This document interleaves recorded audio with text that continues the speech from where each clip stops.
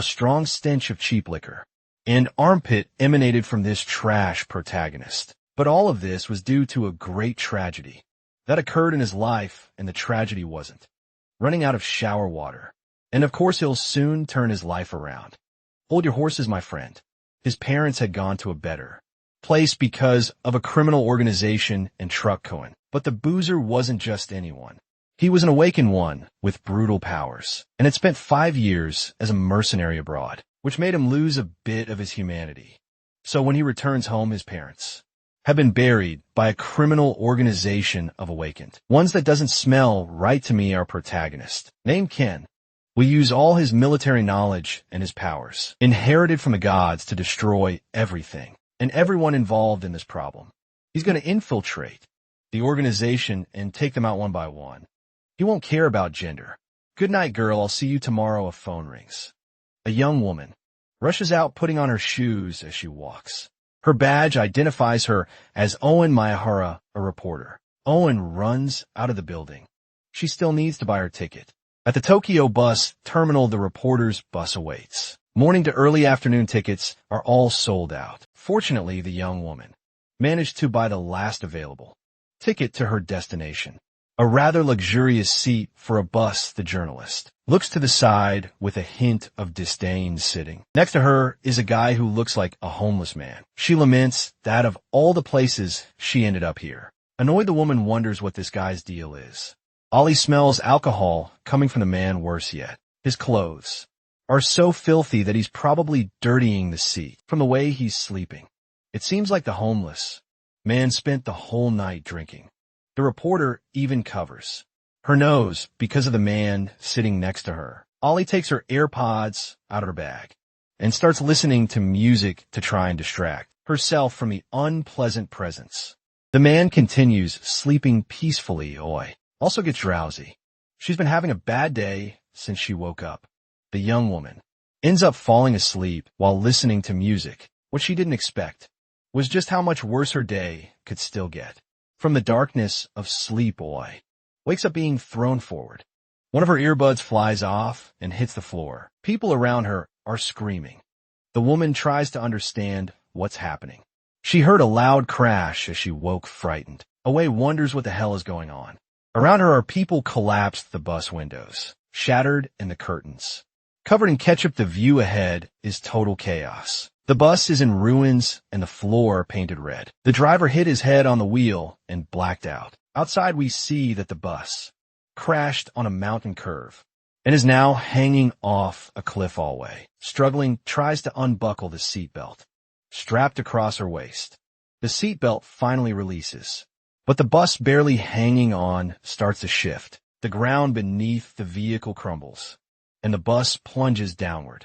The reporter is now in free fall. Her expression shows pure desperation. She screams, her hands reaching out, unable to grab onto anything. The young woman wonders if this is really how she's going to die, when a hand comes to her rescue.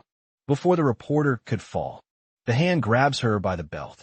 Surprised, Owen looks up at her savior. It's none other than our homeless man, Ken, with one hand on the bus and the other gripping the woman entirely by the belt, which must be leather. His long, unkempt hair covers his face, except for a cold stare.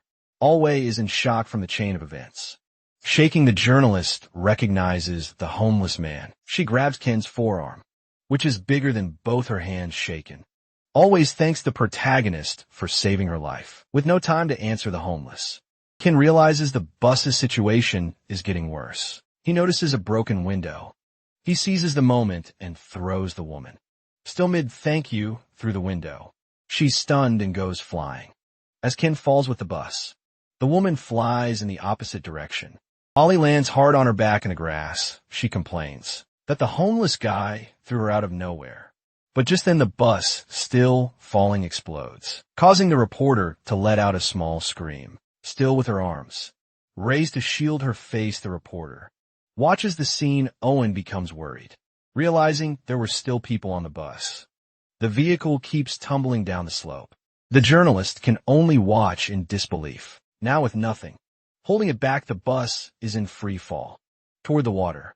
At first the sea swallows the bus hull, but soon, the tip of the vehicle re-emerges on the surface, among the water and rocks. A small part of the transport can still be seen. Up on the mountain road, a crowd is already gathering, always eager to witness a disaster.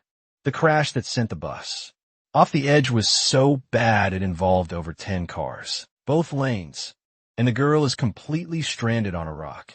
Always jaw drops as she realizes something. The man who saved her was the homeless guy sitting beside her.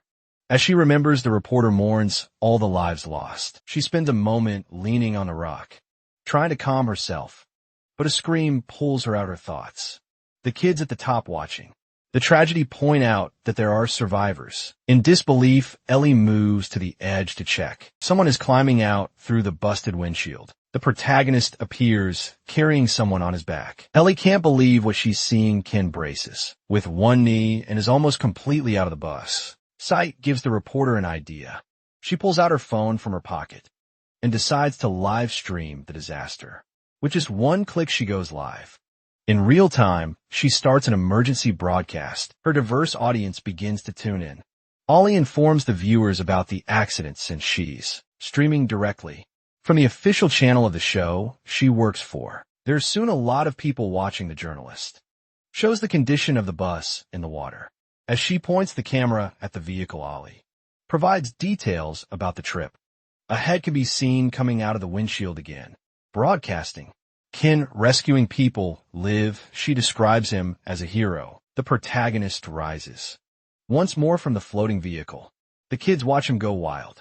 The chat is completely flooded with comments. On the stream, we see the hero emerging with 5 people, as if taking them out for a stroll. However, the protagonist's expression shows no emotion. Ken spots a rock close to the vehicle. He manages to jump while holding everyone. Owen doesn't take the camera off, and for even a second, when a notification appears, her boss asks her what the hell this emergency broadcast is about.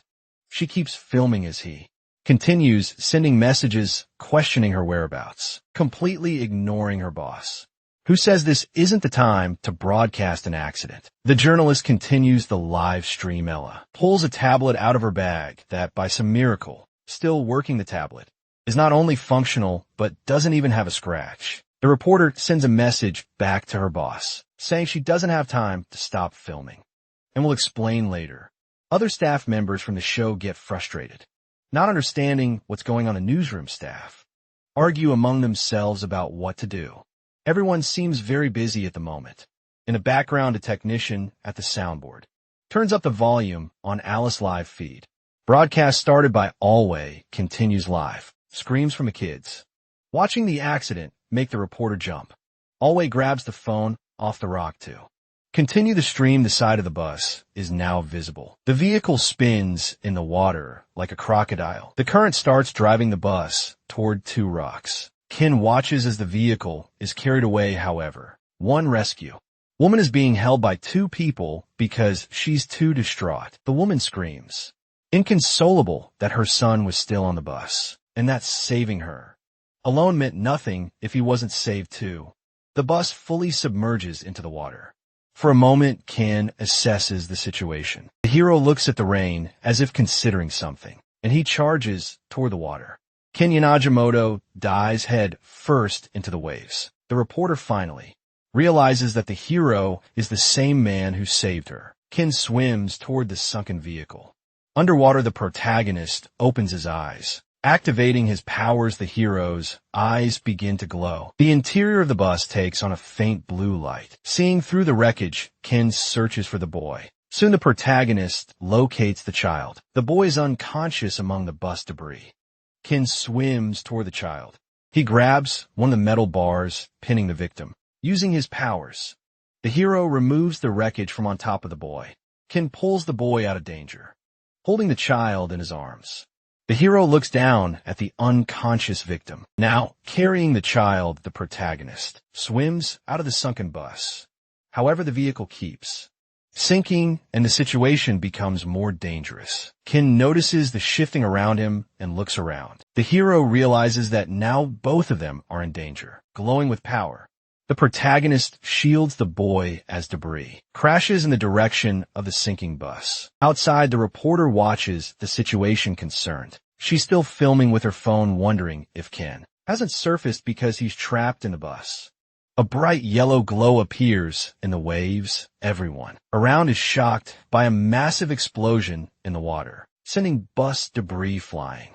The child's mother watches in despair, tears well up in her eyes as she thinks of her son. Left on the bus, a man holds the mother back as she tries to throw herself into the water after her son, begging them to let her go. Against everyone's expectations, a hand emerges from the water. The hand of our hero grips a rock tightly. In an instant, Ken pulls himself up, child in arms. The woman is stunned and relieved her son was rescued. The mother hugs the boy who, by some miracle, has already opened one eye. The protagonist watches their reunion without showing any emotion. Thousands of people watch the scene via the emergency broadcast chat. Goes wild over the heroic act of the mysterious man. Finally, the fire department arrives, along with first responders. Everyone who witnessed the situation up close or through the broadcast now sees Ken as a great hero. Rays of sunlight begin to break through the clouds. Darkened by the rain, news sites speculate that the 12-vehicle accident was caused by organized crime. The fatalities from the crash reached 200 people. The public started showing interest in the incident, though not truly grasping the scale of what happened. The story was announced on Tokyo's morning news and public safety began to be questioned, however.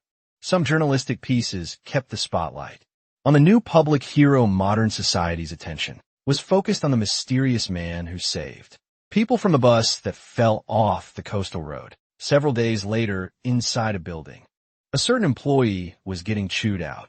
Inside the studio, the boss's speech continued. Alway patiently listened to her boss complain about how irresponsible the emergency broadcast had been. The girl was surprised by how concerned her co-workers had been about her. Reporter's boss told her that everyone was extremely anxious because she had been caught in the middle of the accident. Ella is moved when she hears from her superior that it's all fine now since she's safe and sound. However, the journalist couldn't escape having to write a formal apology letter. Just as Ella was about to leave, her boss made it clear that the only reason she got off with just a letter was because the broadcast was a huge success. After being sent back to work, the reporter began to wonder whether the mysterious hero was okay. She had even asked the paramedics about the man, but he had vanished without a trace. Assigned to cover stories about Tokyo's anonymous hero, he was determined to thank him. That's when the reporter had the idea to try to land an interview with her savior. Elsewhere, our hero was busy with other matters. Keenan was on a call with a man named Hermes. Hermes answered the phone, saying he didn't expect to get a call from the people's hero. The protagonist cut him off, telling him to quit with the nicknames Hermes. Asked if he could then call him Hiro Kimiyona Jimoto. Ken, out of patience, replied that he didn't call to chit-chat. The man on the other end laughed, saying he was just joking, and asked the hero what he needed. Ken informed him he was looking for someone. Another day begins in the great city of Tokyo. On the walls, a poster announces the search for the mysterious people's hero. The paper taped to the wall shows a photo of the protagonist at the scene, where he rescued the bus passengers. Inside the broadcasting offices, chaos reigns. Numerous prank calls come into staff phones, lying about who the hero is. Sitting down, regrets starting the search for the mysterious man. The journalist reflects on how many fake news stories are circulating. Various people online are cosplaying and pretending to be the people's hero. Things change when a small number appears on the screen. A notification catches Ellie's attention. It's from an older colleague of the reporter. The woman hurriedly announces she needs to leave the office for a bit, grabs her bag, and rushes out. Her co-workers wonder where she's going at a time when everyone is so busy. One colleague tries to call out to the woman, already gone, without noticing what was on her monitor screen. A white car crosses the city. The vehicle speeds down an empty road. Inside the car, always on a phone call, she says she's the person who received a message earlier and continues driving out of the city. Sign of a head indicates the cemetery. is just to the right. The vehicle is now parked. On the phone, the photo shows the much sought after heroes sitting beside a gravestone with several sake bottles. The man who took the photo identifies himself as Takaru Akiyama. Takaru had been at the cemetery a few months ago when a man in strange clothes appeared beside a grave. The journalist reports that after making an offering, the man bought a lot of alcohol. Owa goes to the gravestone where the hero was supposedly seen. The woman closely inspects the place. While searching on her phone, the reporter remembers that the informant said the grave was made in June. All I recalls the smell of alcohol coming from a guy who had been sitting beside her, along with the mud on his pants and shoes. The journalist feels regret as she realizes the person sitting next to her wasn't a vagabond, but a young man in mourning. Turning to Takeru, the woman asks if he knows whose grave it is, determined to find the protagonist. Alway also asks who is responsible for the family. Even on TV, the anchor announces the search for the people's hero. The extremely vibrant city is filled with ads and posters, looking for the mysterious man. Despite all the publicity, Ken walks unnoticed through the streets, now wearing regular clothes. With his haircut and beard shave, the protagonist has regained his youthful appearance. Worried that the people looking for him might have noticed his powers, the young man thinks about how much he would like to bring down organized crime, but his body isn't in top shape. Cannon set a trap to lure the criminals. The protagonist concluded that this would be safer for him after much investigation. The young man knew that the organized crime group had a very wealthy sponsor. With a particular man in mind, Ken came up with the perfect excuse to make the criminal come after him. The young man had a clear objective in attracting the criminal's attention. If the criminals came looking for him, he might find clues about the whereabouts of Mana Jimoto. Ken strolls casually through a familiar place. A cry for help startles the protagonist. The hero starts looking around frantically. Then he stops, staring into the distance. Satisfied, Ken speaks to himself, thanking someone for letting him find this. On a dark street, several shady guys in suits are gathered. The men are hanging out at the tunnel exit, some smoking, others chatting. Farther off, a group of teens is gathered. Near a sports car, one of the kids asks the other how last night's party was. The second kid replies he sold the girl because he got tired of her. On the ground are needles and suspicious little bags. Some guys partied so hard they look completely drained. In the back seat of when the car is nearby, a girl is lying down. The girl wakes up and hears the conversation outside. A sharp-faced teen tells the girl that they have lots of fun with girls like her.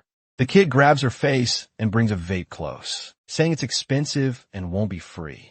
The girl shuts her eyes in fear before he can force her to use the vape. The thug is startled by one of his buddies yelling. The kid with the vape looks around to see what's going on.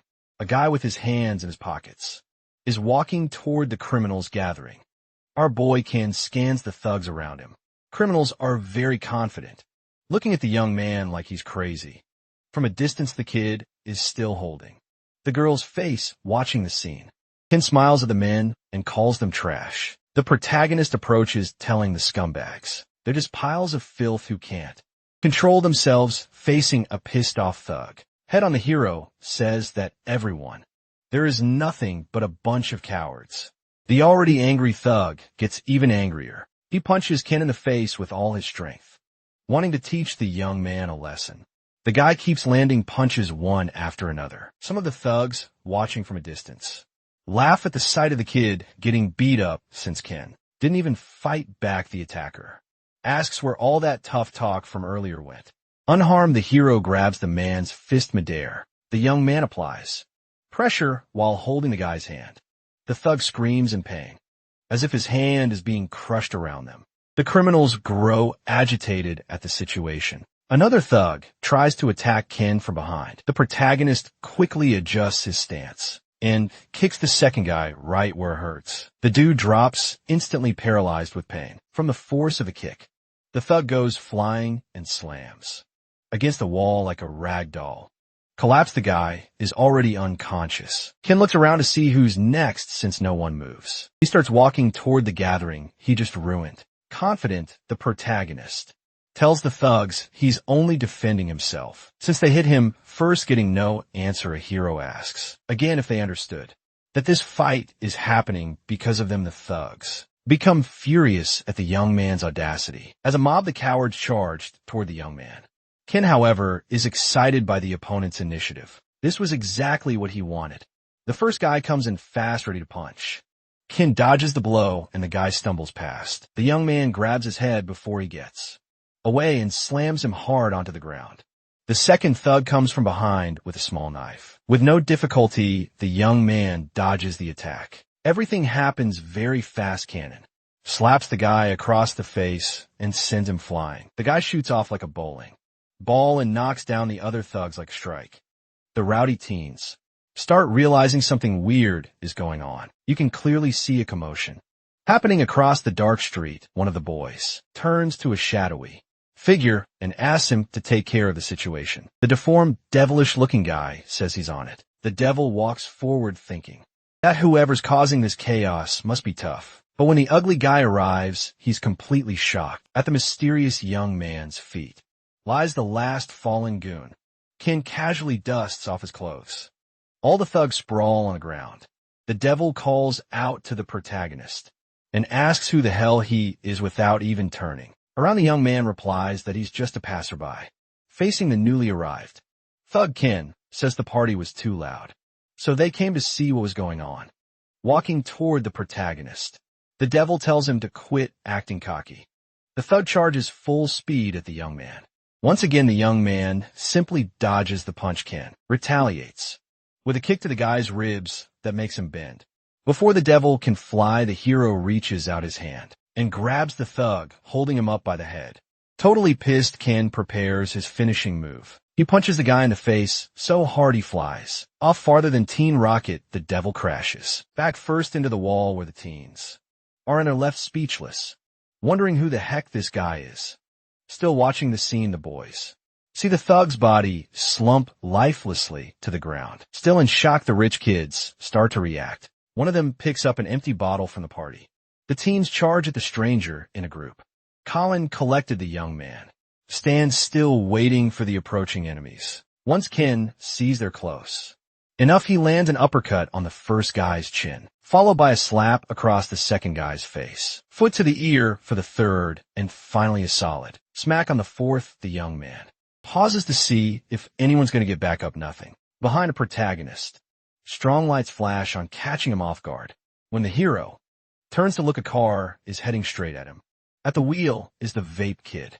The terrified teen slams the accelerator. Our young man doesn't seem to care and stays put in front of the car. High speed, the vehicle closes in fast on the protagonist. Ken looks at the car like it's a scooter. The young man stops the car with just one foot, crushing the front and creating a deafening crash. The vape kid smashes face first into the windshield. With his eyes glowing, the protagonist looks excited. He's finally found his target. Ken charges straight at the driver. He sticks his hand into the car, yanks the kid out by the collar, and rips him from the vehicle, smashing everything. In the way, the kid flies and crashes into the ground, shaking like a scared puppy. The thug looks at the young man approaching. The Vic kid starts apologizing without even knowing why. Smiling darkly, Ken approaches his target, telling him not to worry with an empty, soulless stare. The protagonist tells the little thug he's not going to die. The girl that refused the vape wakes up, startled. Above her, she sees no ceiling, just the sky and a few metal beams. The victim gets up quickly upon recognizing the place. A hooded figure nearby asks if she's finally awake. The girl asks the guy with his back turned who he is. The young man tells her to keep quiet and stay put, because he's just about done with what he's doing. Then he turns to Yosuke, the trembling kid, and asks if he agrees with him. Ken tells Yosuke to hand over his phone, and the kid just nods and gives it the protagonist. Confirms with the thug if his name is Yosuke Maeda. The boy confirms immediately. Our young man, wanting to dig deeper, asks the kid what his father does for a living. Yusuke says his father is a member of parliament, and Ken thinks that so far everything matches the investigation. The young man kneels beside the rich kid and asks him if his dad knows he's a thug. No answer on the phone. Screen, we see a call being made to the kid's father. The parliament member answers, asking his son where he's been, and if he knows what time it is. Our hero with the phone to his ear listens to the full. Scolding the father, gives the kid can. Calls out to the man on the other end of the line, who sounds confused, the protagonist.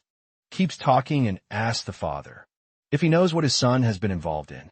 Ken starts listing the crimes Yosuke is connected to, telling his father that since the rich kid was caught red-handed, is looking at a minimum of 10 years in prison. Additionally, the young man tells the parliament member that there's evidence from the cameras of all the luxury cars around. The confused man asks if Ken is with the police. The protagonist replies that he's just a passerby, but his son and his friends put him through awful things. Shoving the phone to Yozop, our guy smiles and says he wants compensation, since it was the thugs who started everything.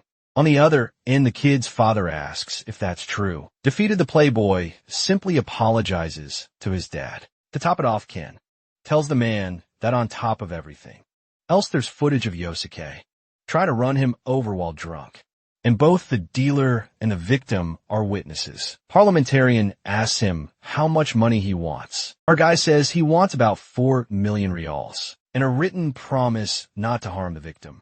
The father goes mad and asks if he's joking. The protagonist replies by asking if the man wants him to start a live stream of what's happening. After a moment of silence, the parliamentarian starts bargaining, offering 2 million Ken. Asked him to pick a title for the live stream. Desperate, Yasu's father threatens the young man, saying he won't get away with this either, and that they should settle it peacefully. Ken makes it clear that he knows with the politicians' status, he can manipulate the media and erase the videos. So this was the fastest way to solve it. The old man complains that his son only brings him trouble. The protagonist tells him to stop whining and give an answer already defeated. The politician agrees to the compensation terms, offering to pay in an untraceable way and promising to leave the victim alone. Ken responds enthusiastically, saying they finally agree, and gives the old man an address to meet him at 6 a.m. Quickly, the young man throws Yusuke's phone back to the ground. The girl finally turns to the girl and apologizes for making her wait. Ken tells the victim he understands. She must want to go home, but if she leaves now, she'll have nightmares for the rest of her life. Then the young man tells her that to get rid of fear, she has to eliminate the source of the problem. Sometime later, the sun rises and men step out of the silver car. Our hero thinks problems should be dealt with the same day so that tomorrow peace can exist in the mind. Ken receives the money bag and opens it to look inside. The bag is full of thick stacks of cash. The young man tosses the money bag to the girl. The girl stares at the bag in shock. Unable to believe what's happening, she thanks the hero, who asked her how she ended up in that situation, and tells her there's no need to thank him. When the girl starts to protest, he tells her he didn't help out of goodwill. Either way, the victim tells him that to her he's a savior. The protagonist tells her he's not a hero. He's just a delinquent passing through elsewhere. A man slams his fist on a table in rage. Blinded by hatred, Yosuke's father swears he won't let this slide, since the man who blackmailed him could ruin his political career. The old man makes a call to Yugo Mizukami, the one responsible for the downfall of the protagonist's adoptive father. Relaxing on a couch, the criminal answers the call, referring to the parliamentarian as professor. On the other end of the line, the politician tells Hugo that he needs someone taken care of no matter what, and that the reward would be 2 million reals in cash. The mobster replies that he'd like to know more about the story. Smiling, Hugo receives the politician's orders. A news report recounts the June incident in which a lone man saved multiple people from a fallen bus. A man watching the video on a tablet seems to recognize the mysterious hero and asks if it's really him. A nervous woman bites her nails and says that judging by the face and movements, it can only be him. With a dark look, a woman adds that more than anything, she remembers his aura. It's one of a kind. Another man slams the table in anger. He thought our hero had died in the war like Yasha. In the dark room, shady individuals wonder how he managed to survive. A red-eyed woman says there's no point in panicking now. reminding them that the reason for the meeting is to discuss. The next steps the man on the other side of the table. Says it's useless to report this to Kay. They'll have to deal with themselves. The red-eyed woman calls the group to attention. She asked a man in a light-colored suit behind her why he's still on the phone finishing. The call the man says he sent a goon to Congressman Meta's house. Yugo Mizukami says apparently the old man's son got involved with some delinquent someone at the table. Asks since when the 7-star society deals with kids, but they are quickly cut off. Back on topic, the blue-eyed man asks what the others think Ken will do next. The guy with the yellow tie says he has no idea. Given his personality, the guy might just show up at the 7-star's headquarters any second now.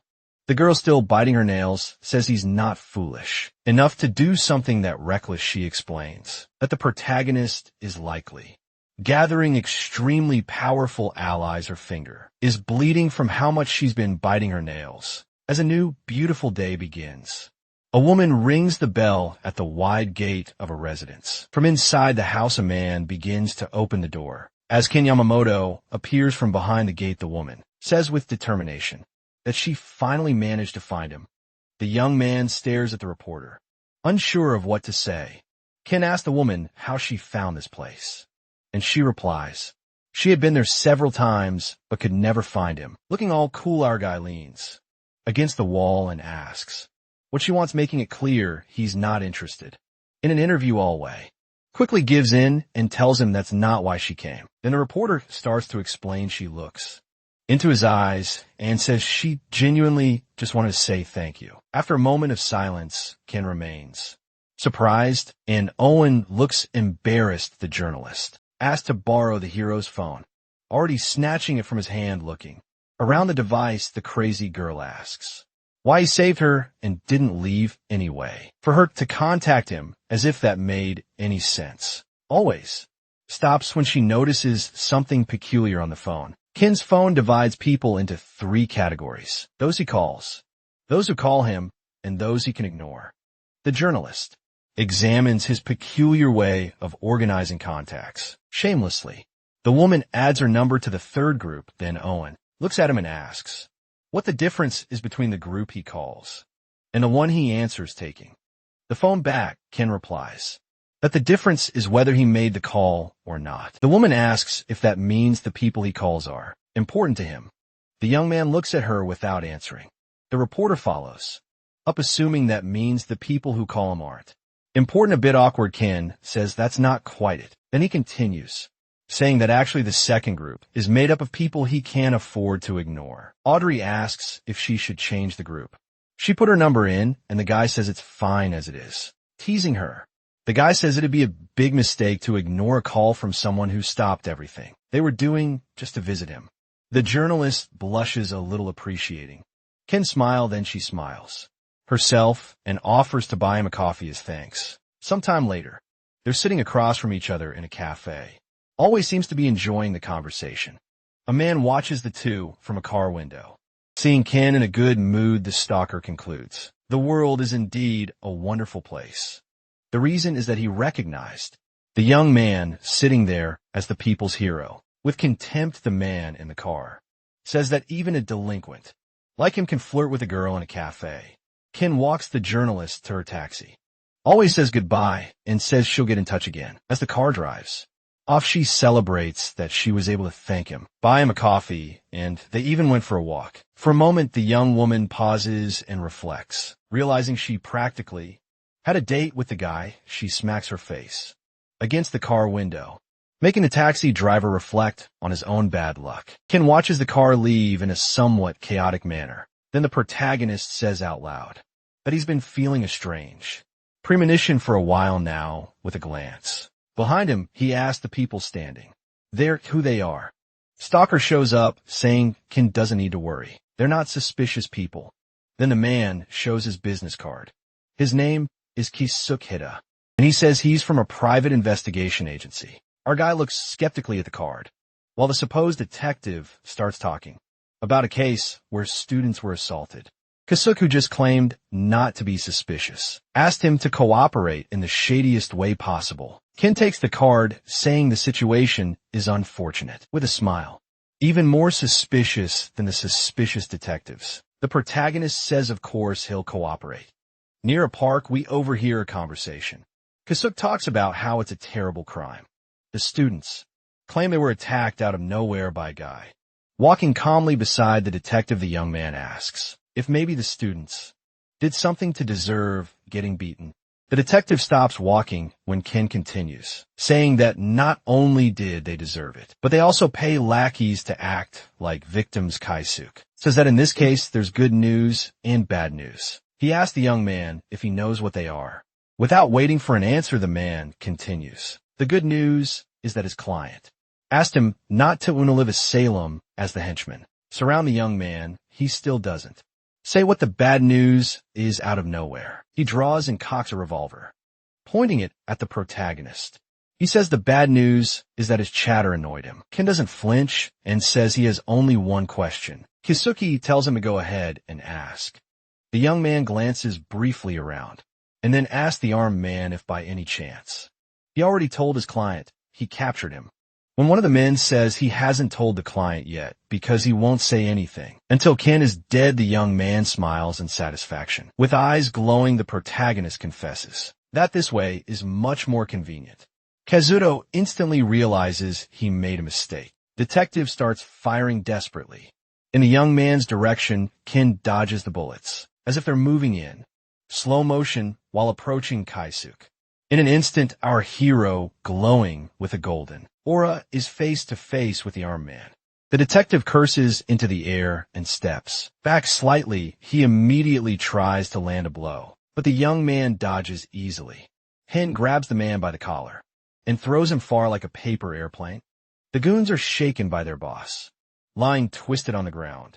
Then they decide to fight back, each with a weapon. The thugs attack the young man in pairs. With glowing eyes, the protagonist just waits. Ken dodges while simultaneously grabbing the arm of the opponent holding a knife. The young man means the guy in the family jewels. Poor guy nearly passes out and spits up nonsense. He drops the knife, so he probably blacked out. Ken catches the knife before it hits the ground. With a quick motion, he prepares to throw it. The blade grazes the face of henchman number 2. The guy definitely soiled himself. Wisely, henchman number 2 decides to give up before even trying. With all opponents down, a young man announces that he also has good and bad news. For Kaisuk, the protagonist crouches to pick up the gun, saying the good news is he wasn't planning to kill him. He cocks the gun and says the bad news. Smiling maliciously, he says that he still won't kill him. Ken asks what the guys plan to do now and begins a countdown. 1. The henchman unconscious on the ground. 2. The one completely in shock. 3. Kaiser, Kita himself. And then the only thing the 3 mercenaries could see was a black barrel. Moments later, the young man is still interrogating the thugs. In a threatening tone, Ken warns the henchmen that if they're trying to stall, it's a pointless effort. The young man turns to henchman number 2 and confirms if his name is Oris without waiting for an answer. Ken points at Oris and asks if maybe he can't hear because his ear is clogged. The young man's dark glare sends an unspoken message. Realizing what's about to happen, the henchman panics and begs the protagonist to wait a moment. With his finger already on the trigger, the hand ignores the man's pleas and fires. In the brightly lit park, only the man's screams can be heard. Henchman Oris is now single-eared. Keisuke watches his lackey freak out while dripping nonsense. Nervously, the fake private detective starts talking. Still on the ground, the man tells the young guy that he'll never show his face in front of him. Again, as part of his bargaining, he says he'll give all the money he was offered and even add more, but the young man cuts him off, saying it's not about the money. Ken extends his hand and asks for the criminal's phone, saying what he really needs is the contact info of the one who hired him. The thug panics and begs the young man to ask for anything else but that. Kisuk offers double the payment, but our hero doesn't care about money and tells the man he doesn't understand his situation. With eyes full of fear, the detective asks Ken if by any chance he knows who his client is. The young man simply moves toward the criminal with light steps. The protagonist stops in front of the man with an air of superiority and says he knows his client is the 7-Star Society. Keswick is stunned that the young man knows this and asks how he found out. In a desperate attempt, the henchman says the Seven-Star Society isn't an enemy he can face. Alone being their enemy is being an enemy of the state. The organization controls not only the media, but also politics. On top of that, they have infinite wealth at their disposal. Even the country's president is nothing more than a pawn of the Seven Stars. No one can go head-to-head with the Seven, especially Executive Yugo Mizukami. While searching for something in his jacket, Kisuki tells the protagonist that not only will he never get revenge, but he'll have to flee the country. He extends his phone to the young man with a trembling hand, saying he'll introduce him to a face change specialist. Our hero couldn't care less. He scratches his ear and yawns. While listening to the speech, Ken crouches next to the desperate man and says he even appreciates the advice, but he's not offering a deal or a negotiation. The young man explains simply that Kaisuk's only option is to hand over the phone. As the cold metal touches Kaisuk's face, the protagonist asks if maybe he's got a clogged ear too. Moving the barrel along the enemy's face, Ken says that to him, it seems like all the henchmen have hearing problems, quickly changing targets. The young man shows a sinister smile and asks if maybe the man's problem is with his eyes. With a revolver pressed against his own forehead, the criminal asks the young man what he plans to do. In response, the protagonist's smile turns even more twisted as he wonders if he needs to spell everything out for the guy on the floor. 3 criminals sprint through the alleyways of the city without stopping to breathe or rest. The group's leader glances behind to see if they're being followed. Upon confirming no one is chasing them, they begin to slow down until finally they stop running. The 3 men finally pause to rest and catch their breath. Keisu can't stop thinking about how the young man stole all this information. Interrupting the leader's thoughts, Oris suggests they simply tell the client the truth about what happened. His superior asks the fool if he has a death wish. A henchman who got sick and passed out says that even if they go back, they have nothing to show for it. Kisuk tells the other 2 that the area they're in is full of detective agencies, so ambushes and conflicts of interest are common. The criminals search around the city. They find an agency called the Detective Union. The leader tells Oris that his missing ear will serve as proof. The other henchman asks the boss if the guys of the detective union will back up their story, and Kisuk says, of course, not confused. The criminal asks how they're going to make the story believable then. The detective simply replies that they'll have to take them all out. Survival of the fittest, and that's that. The weak are oppressed, and only the strong have rights in this world. Meanwhile, Ken searches through the phone he stole from Keisuke. Tokyo wakes up to another beautiful day. The sun shines, birds sing. Inside a hospital room, 2 people meet the doctor. Ask the young man if he has any chronic illness, because he moves well for someone with a body in that condition. The young man replies that he had health problems during high school and asks if his condition is really that bad. Surprised, the doctor says that judging by his body, he would guess the young man is around 60 to 70 years old. Cannon says he's used to hearing that he looks like an old man and asks the doctor if he's able to fight, receiving a negative answer. The healthcare professional tells the young man that if he punches someone, what's going to break isn't the enemy's face, it's his own hand. The doctor goes on to say that he has a problem in his left lung, and there's a chance he has a chronic obstructive respiratory disease. Sitting down, the young man thinks about how his transformation, where all his cells are being replaced, is in its final stage, making him look sick. Keenan specifically chose a hospital under the control of the Seven Stars, so they would believe he's weak. Our guy is satisfied with having set the perfect trap. Now, he just has to wait in the criminal underworld. A man with a yellow tie is carrying out a task. In his right hand, he holds a paper envelope. He reaches his destination and opens the door, letting light flood in. The man grabs the attention of the people in the dark room. 2 seated individuals hear him say it's almost time for the meeting and ask where the others are. The red-eyed woman replies that Hugo went to deal with a problem. Saki's trauma has made her too anxious, so she won't be coming. And Kazuki went to update Kei with the latest information. The woman scoffs and says the situation feels like a school group project. A guy sitting beside her says it's too much drama over just one delinquent. Man with the yellow tie places the paper envelope on the table and says he has something to discuss regarding Ken Yanagimono. The two figures at the table look at the document, and the standing man continues, saying Ken had a routine checkup today, and the result is what they're looking at. The redhead asks what this is since the boy isn't a critical patient. The man sitting next to her says, obviously, he got hurt in the battlefield and in the bus accident. And the guy of the yellow tie says that's exactly the point, and that this is the perfect time to strike.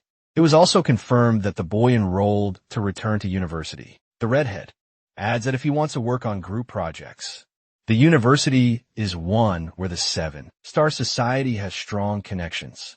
She then recalls some of the people she knows there. We live in a dangerous world. A fight in college could very well end in someone's death. The woman laughs, excited by the idea, and the redhead has another idea and wonders, what if he were an agent of some shady organization? Just joking, of course. The shady figures pass the document back to the table. Atsushi Ayano Koji, secretary of the security committee, says he'll take care of it. It'll be something hard to cover up, so I'll make sure to explain the full truth, says Kamito Minato, owner of the largest telecommunications company in the country. But this story will only work if he's already dead. The Seven Stars connections at the university won't be enough to finish him off. Hanazaki Tomo, daughter of a congressman and chief secretary to the prime minister, offers to enroll some ability users at the university. On a full moon night, music can be heard playing in the distance. A sound comes from a ringing phone. The phone's owner reaches out to grab it. The young man answers a call from Hermes. The violet-haired youth sounds quite cheerful. On the other end, Hermes says it's an honor to speak on the phone with a public hero, but Ken tells him to quit stalling and say what he knows about May's case. The informant pretends to be offended, saying Ken is too cold. He doesn't know about May's case yet, but he does have some interesting information for the young man. Hermes mentions a contact in the protagonist's phone. He sends the location of Aki Kuniyama, who should have some clues. Our guy asks, worried if Aki is in danger. The young man on the other end of the line replies that she's still in the country, but in a place harder to reach than if she were abroad. Speaking in riddles, the informant says she's close but hard to find, though maybe Ken can manage it easily. Oreo, the headache, a protagonist, asks him to just say it plainly. Hermes then says, putting it simply, that she was captured by the Seven Star Society. The information leaves the young man in shock. Ken pauses for a moment and tries to process what he just heard. It feels like the ground crumbles beneath his feet, leaving him in nothingness. The protagonist takes off running, leaving the phone behind still on the call. Hermes talks to himself, saying the boy should keep running until he dies as he runs out of breath. Ken is furious with the discovery. Our hero runs like a madman through the streets of Tokyo to save Aki. Artificial lights illuminate the night. On a phone call, a group of detectives say they've lost track of a certain delinquent. Dropping his drink, a man listens intently on the phone. Yugo asks the detective what he means by needing more henchmen. He himself is already short-staffed. The executive uses as an example the fact that he wants to hire the bodyguards of the person on the phone. And if that person were to die in an accident, they wouldn't need bodyguards anymore. Before Congressman Maynard can respond, Hugo hangs up on him. The big man glares at the phone. Pissed off, he hates people who don't know their place. Every time Hugo remembers the little brat who slipped through his fingers, he gets chills, and to make it worse, the guy they thought was dead showed up out of nowhere. The executive paces the room restlessly. Hugo grabs a bottle of whiskey and keeps ranting about how obstacles keep getting in his way. He throws the entire drink on a seated woman, saying that even the ones supposed to solve problems are useless. With a hollow look in his eyes, the executive tells the woman you should cut her tongue out. The woman only trembles in fear, head lowered. Apologizing for interrupting, a messenger tells Hugo that the Seven Star Society needs to speak with him. The man says, I'll be right there. He also orders someone to keep an eye on the woman and move her to another location. Two men in black shove the woman into a car. A third guy, smoking a cigarette, says if the woman had just played her role as bait, everything would have been fine. A young man interrupts the scene, asking what the guys are doing. The girl in red recognizes the protagonist. The cigarette guy asks who the heck this guy is. Ken thinks for a moment before answering, but ends up saying, again, that he's just a delinquent passing through. The thug actually laughs in his face. He asks if Ken is drunk or something as the gun goes to shoot him. Away Ken's hand is already flying toward him. The guys holding the woman only feel a gust of wind brush the backs of their necks as something whizzes past. The cigarette guy gets launched far as the dust settles. The protagonist jokes that the others must be drunk too, looking at the unconscious guy he threw. He says the criminals drank until they passed out. The young man looks at the other two guys and says that before blacking out, they cause a lot of trouble. One henchman loses his patience. The man in a suit charges at the young man. In no time, he's face to face with his opponent. Little does the criminal know that Ken is worse than Yasuo in doing martial arts, dodging everything. The protagonist grabs the man's head like a goalie and slams the goon onto the hood of the car. The other guy sees what happened to his buddy and still charges at the protagonist, who dodges the kitchen knife. Our guy grabs the knife, wielding Thug by the hair, spins him 180, and smashes the guy's face into the hood of the car. Ken says the henchman's drunken habits must be awful to just plant like that into the car, especially since it's a pretty expensive car. The young man lifts the thug by the hair and asks if he agrees. But the guy now covered in gunk is clearly on another plane of existence. The protagonist says to the knocked out criminals that in that drunk state, they're better off staying down. The clever girl who had hidden herself steps out from an alley. Ken looks forward, the voice filled with anticipation. Crying, the girl asks if it's too late. Our guy takes the girl's hand. The young man apologizes and says it's all his fault. Aki doesn't take long to explain that Ken's sister fled to the neighboring country. To the north, the boy is caught by surprise. The girl continues, saying she overheard Yugo Mizukami talking about it on the phone. Yugo was furious and threw the phone across the room. The criminal blamed the girl for Mei's escape. He had even thought she was dead. Ken says the boy's yelling made all the nostalgia disappear. His colleague asks where the protagonist has been for the last 5 years. The boy says he went to study abroad and afterward met some people. Then the acquaintance asks if he's been involved in any shady dealings. Protagonist pictures shady types as people who steal other people's money, but Cannon pointed a gun at a man. So the young man answers that he's definitely not a scammer, though the other still suspects looking around. The protagonist asks who those people are. Coming down the hallway, rows of young people dressed in black approach. They're from the northern neighboring country. Ken asks why they're cosplaying as monsters. Inside a university, his colleague replies that if only it were just cosplay. The international situation in Japan has become complicated. Oil has been replaced by an energy source called an asapaka substance, used to trigger awakenings in people with powers. Since Japan developed the substance, a large number of awakened individuals have begun to appear. Consequently, organizations around the world have been taking action. On the surface, it's just an exchange program, but in reality, it's espionage. The acquaintance then corrects the protagonist. He says that the student from the north are indeed a mafia paradise is from the northern country. Pure Stream is from the eastern country. And the Handring faction is from Japan. The students have established a rule called duel, which basically means if you're unhappy, fight about it. The university's self-governance committee still exists, but has lost all credibility. Ken says all of this is a waste of time at all. Guy with green eyes calls out to him and tells him to move out of the way. The protagonist sees the provocation as entertainment. The big guy stares directly at our hero, waiting for him to comply before things explode. Another guy interrupts them, the skinny one says the green-eyed guy can't get through because there's a balloon of resentment in the way. This leaves the big guy furious.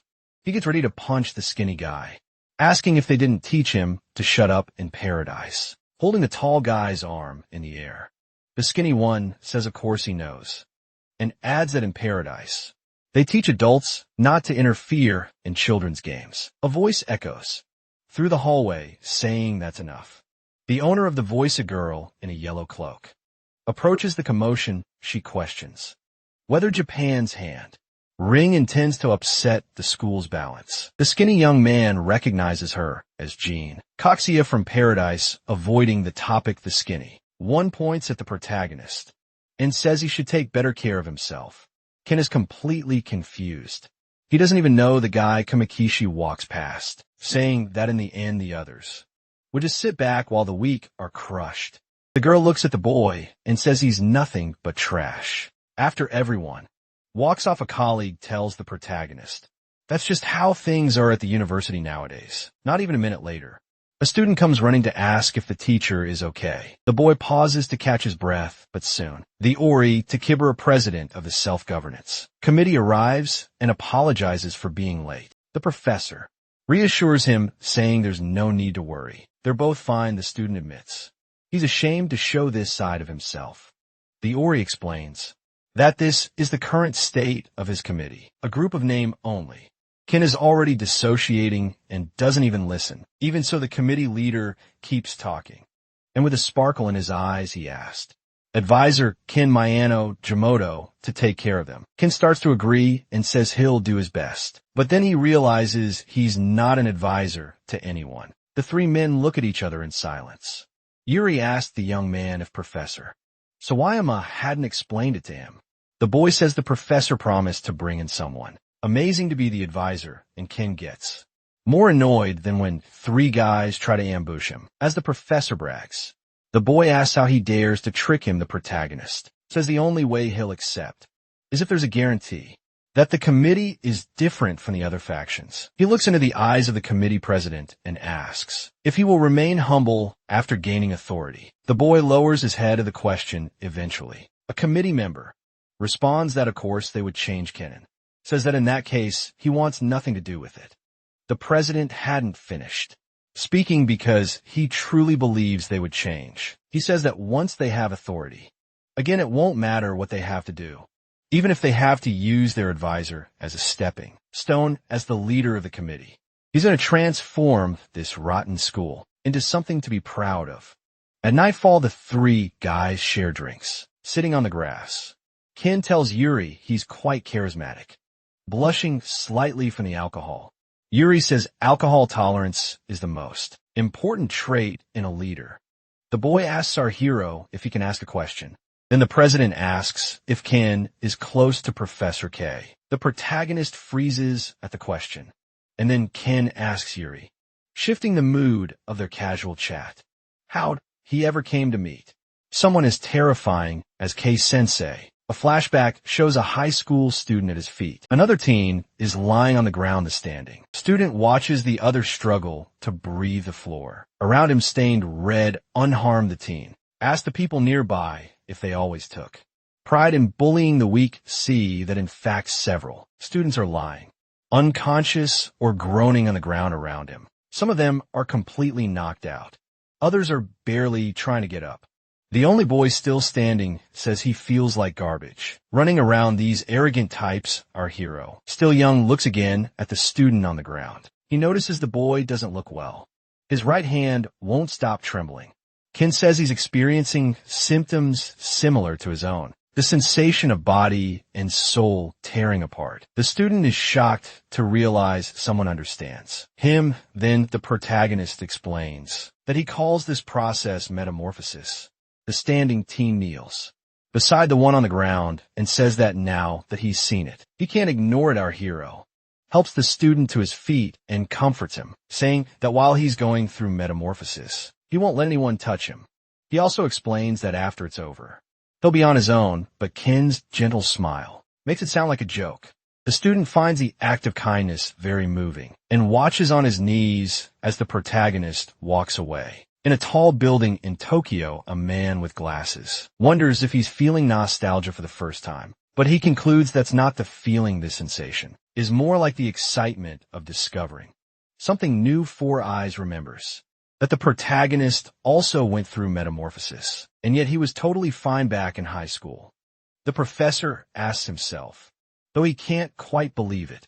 Weathercan is already in the next stage. The man evaluates silently behind the weirdo. The office wall is covered with articles and notes, suggesting a certain obsession. There are also maps and photos of students pinned up. The situation is exceeding the professor's expectations, igniting his curiosity. Kay believes he'll soon have a new guinea pig. The sun shines through the tree leaves. The university court is empty. So Anemona asks Ken if he's immune to hangovers, and the boy replies that it's actually the professor who's too weak. Professor confesses he didn't expect the protagonist to accept the position as committee advisor.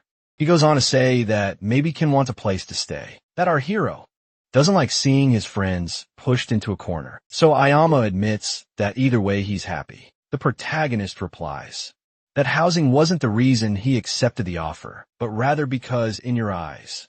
He could feel his honesty. Ken remembers Aki trying to comfort him and tells the professor that he knows when someone is lying. The boy confesses that he likes people who are true to themselves. So Ayama says the kind of person is rare in this region. Someone stops as they approach.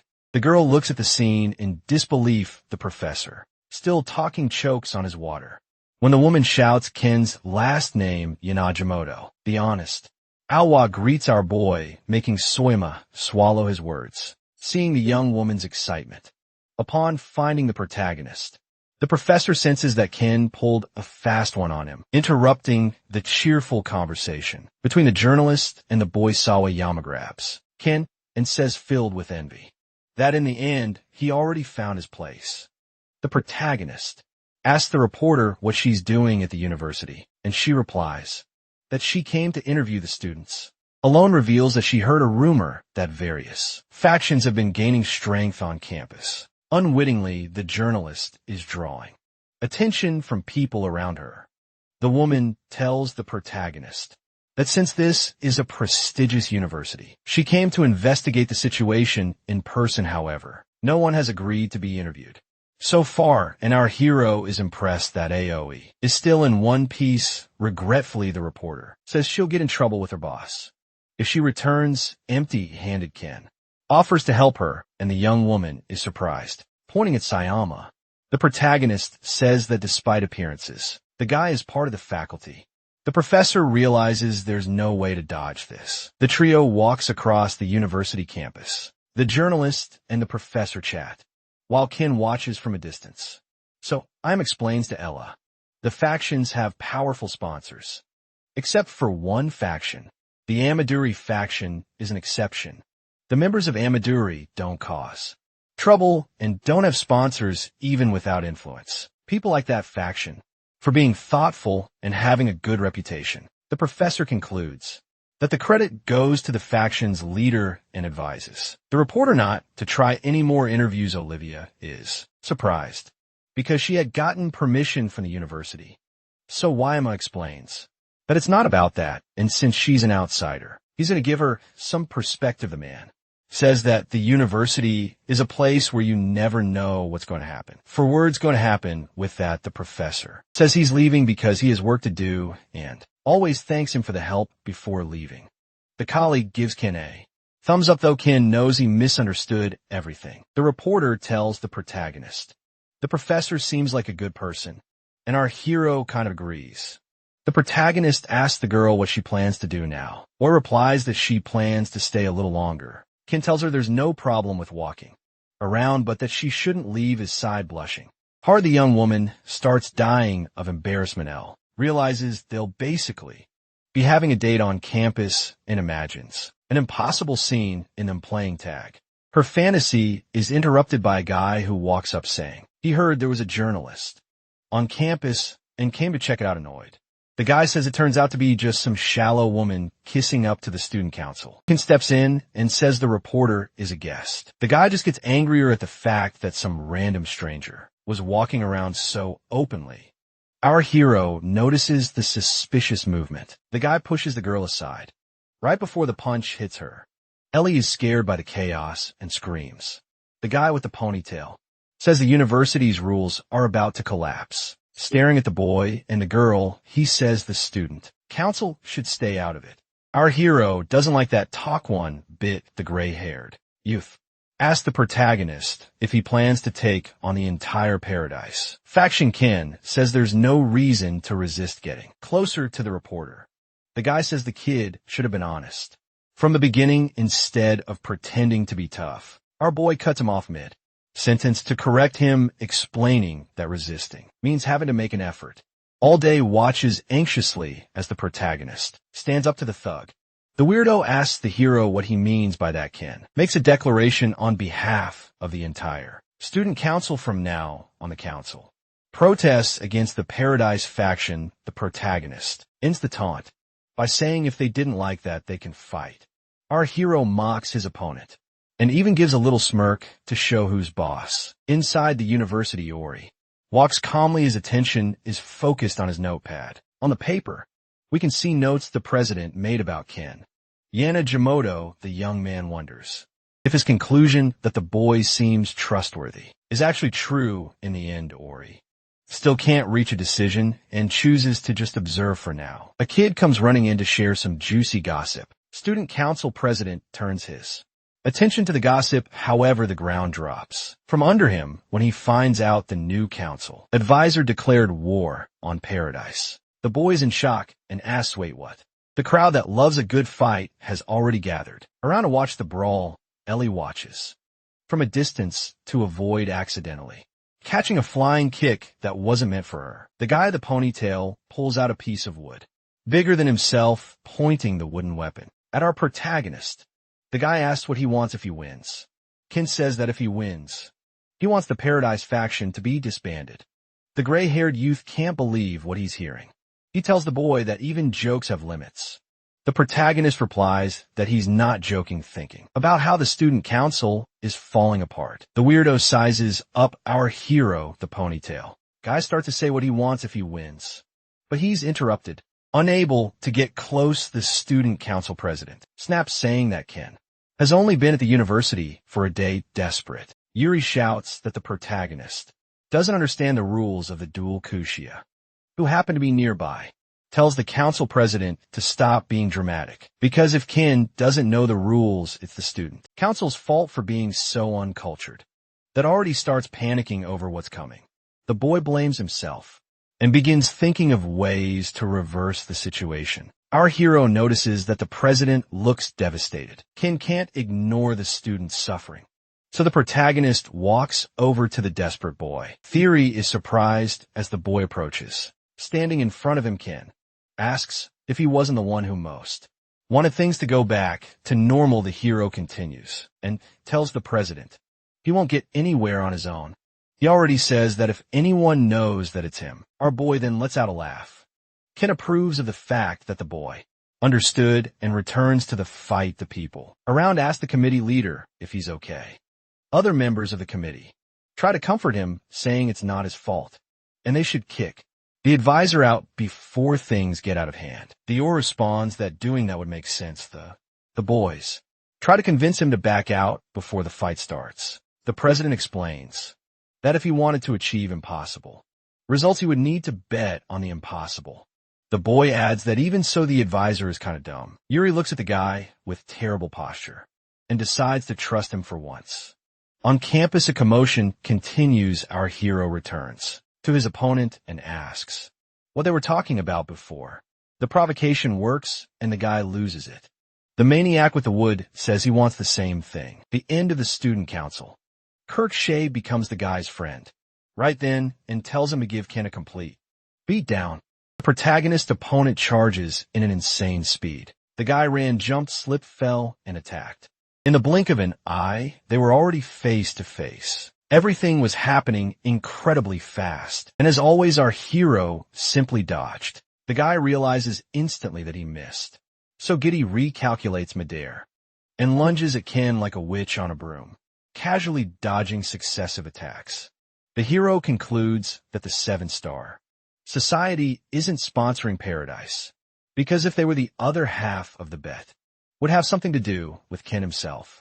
The protagonist considers the possibility that it's whoring, but even if that's the case, they don't seem interested in interfering with a duel. The protagonist dodges with a moonwalk crowd. Around them seems blind and thinks our hero is losing, just because he's not fighting. Back when really he's close to napping. A long-haired guy in the audience seems to realize how one-sided the fight actually is. Meanwhile, the stick maniac is furious. He begs the protagonist to stop moving so he can land a hit. Kin finally remembers the guy is even there. Our hero punches the gray-haired youth in the face. The guy goes down from the first hit. The protagonist steals the guy's staff while the guy uses the stick to draw on the ground. The crowd comments in disbelief about what just happened. Some people even wonder if it was just luck. Our hero tried to draw a circle, but ended up sketching a bean. While Ken evaluates his artwork, a big brute tries to ambush him, and guess what? Of course he dodges. The protagonist grabs his opponent by the collar. Leaning on the staff, our hero throws the man much bigger than him over his shoulder. The guy lands head first and slides away. Ken reminds everyone of Cookie's earlier words. He had to give his opponents a complete beatdown. The big guy starts trembling. All over once he realizes the hole he's fallen into, just as he was about to scream. For help, the spy took a stomp to the face. You could hear the student's agony from far away. The protagonist makes juice spray from his opponent's body. The long-haired guy just calmly watches the scene, but the rest of the crowd looks horrified. Yuri watches the scene with conflicted feelings, covered in red juice. Kim makes it clear he's just doing what he was told. Armoy asks if it's enough beating for one guy. The poor dude passed out a long time ago. The protagonist looks toward Cuxia. The girl is stunned by the boy's audacity, who goes back to drawing on the ground. Now it's clear he's sketching a countdown starting from 0. Our hero almost messed up the number, and redoing it would have been a pain. Ken turns and points at the crowd. The boy starts counting how many heads are out there.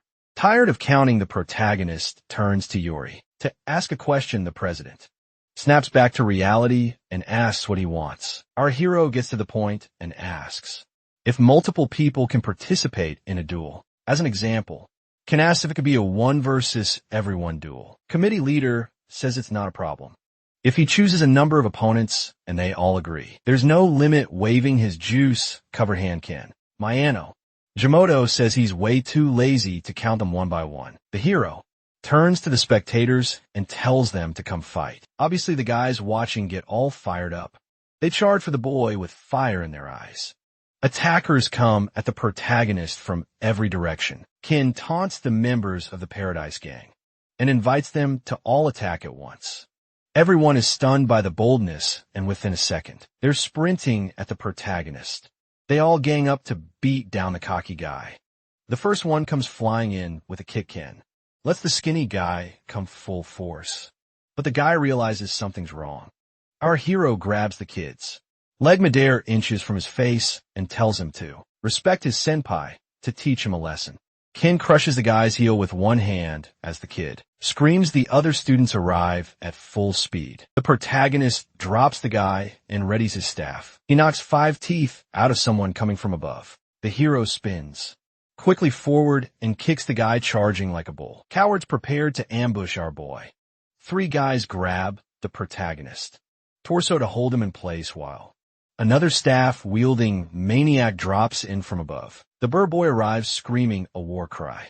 No one can see what happened on impact. Just a dark aura rising from the chaos. Several boys go flying as the next ones, rushing to catch up. Ken spins his staff with just one hand. Then the protagonist spins like a Beyblade, tossing everyone away. Our hero tells the ungrateful ones that he's a good senpai who wasted his time playing with them. He stops talking just briefly to whack a rude guy. As the guy soars through the air, Ken senpai finishes, telling his ungrateful kohais how upset he is. Another guy flies in with a kick, and the protagonist ducks, complaining about the lack of manners. The advisor cracks him on the head with a staff to knock some sense into him. A third staff-wielding maniac parachutes in, and it feels like the paradise. Members are endless. The impact of the landing is phenomenal, and maniac number 3 is left in shock. Ken caught his staff in midair like it was nothing. Then the hero breaks the weapon like a twig, making the guy holding it fall.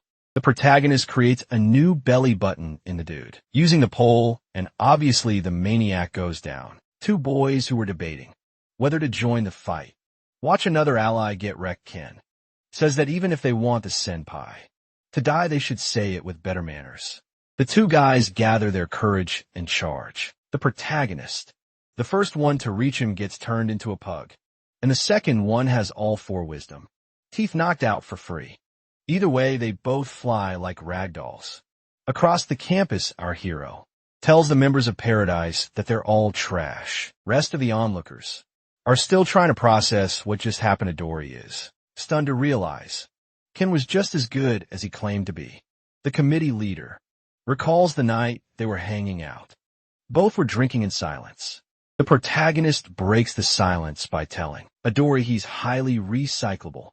Not understanding anything, the boy just stares at him. So Eamon explains to the president that Ken was actually complimenting him, and the boy gets even more confused. The professor explains that if the protagonist is lightly insulting someone, it's actually meant as praise. The older man asks the boy if he knows what a vagabond is, and the younger one says no. So Ayama prepares the student for a special lesson. In simple terms, the professor says that a vagabond is someone who never stays permanently in one place. There's no real mutual interest between the vagabond and the people passing by on the street.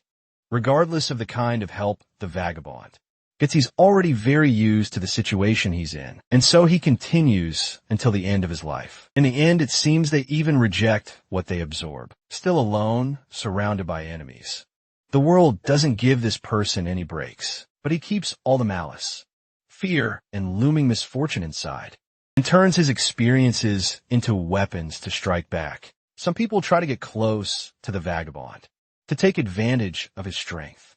But even among those people, especially the most useless ones, the vagabond treats them like the trash they are and throws them away afterward. That's Ken. So Ayama concludes that our vagabond heroes, completely different from other human beings. Back in the present, another kid. It's a free-nosed job, and that was the story of Ken. Yanagimoto, the protagonist, shakes the last student, who jumped on him, and tells the guy to open his eyes. Just because he broke his nose, the guy starts slacking off. Ken isn't having it and shakes him harder.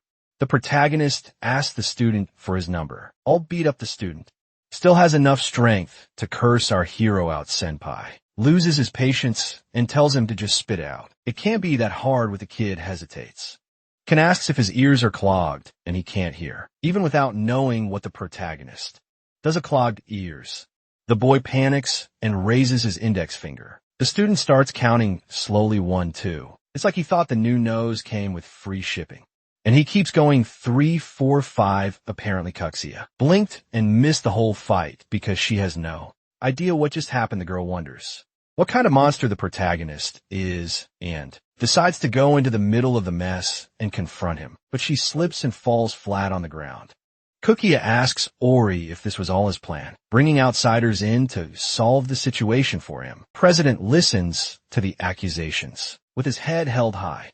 Then the committee leader explains that Ken is a former student, so it doesn't count. The girl feels humiliated, especially since even the nerd was now looking at her with disdain. Cluxia realizes she's lost control of the situation and starts thinking of ways to turn it around. Our hero wants to know if he's already met the quota to end Paradise, but the leader reminds him that she still has one last card up her sleeve. John Cuxia then calls Isalong, the long-haired guy who'd been quietly watching from the corner. The girl, full of malice, tells the guy to draw his sword. Zalong says he'll take care of it in position. The long-haired guy says he's at Kushi's service. Waves along, draws his sword. But long-haired one seems excited to face our boy. Meanwhile, the protagonist is busy using his stick to write on the ground. We can tell the guy has improved his art.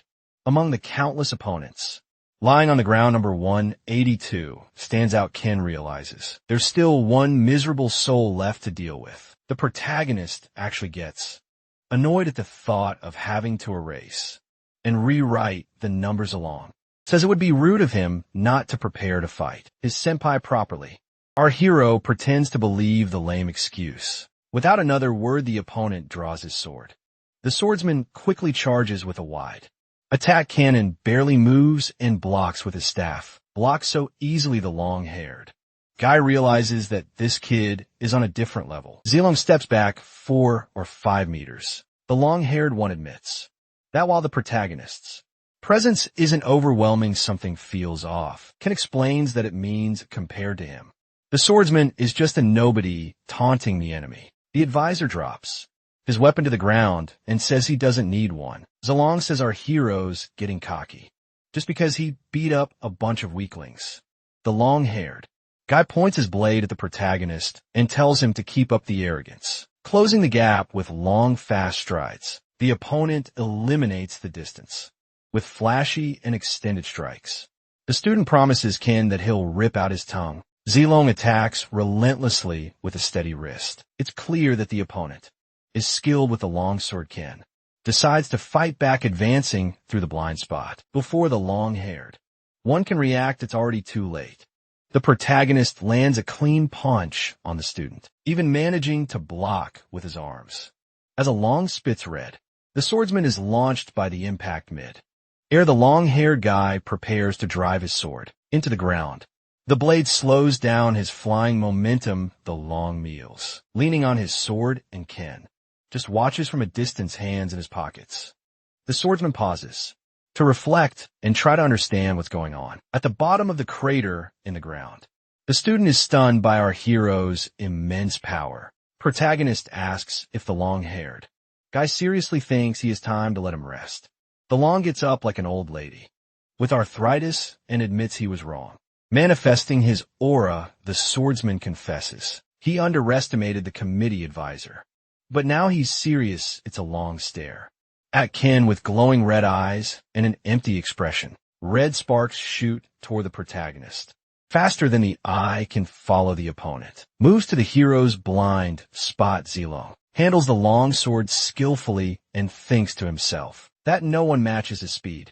The swordsman prepares an attack he's sure Ken won't even be able to see. With a smile, the opponent ready for the final blow. The long-haired one aims at the protagonist back and tells him to regret it in hell. But Ken definitely sees the attack. They collide in an explosive impact. A group of students leaving class notices the rising dust cloud. The bald guy asks the person in front of him what just happened, and the guy replies it was too fast. He couldn't even see it. Everyone watches the smoke settle, eager to know what the hell just happened. Zilong is completely in shock. Our boy's hand simply stopped the sword. Ken stopped the blade with his finger. The swordsman can't accept that instead of dodging, he chose to grab it. It's like he's playing with a child. Our hero turns to him and asks, "Don't tell me that's your best." The long-haired one tries to pull his weapon back, but the long sword doesn't budge. Ken tells the freshman he thought he was done playing and sarcastically apologizes. The protagonist says that as a good upperclassman, he should accept when he's invited, teleporting behind his opponent. Annoying, the long searches for our hero with his eyes. The swordsman tries to strike him, but Ken is already 180 degrees behind him. Zilong boosts his speed to go all in on one final attack.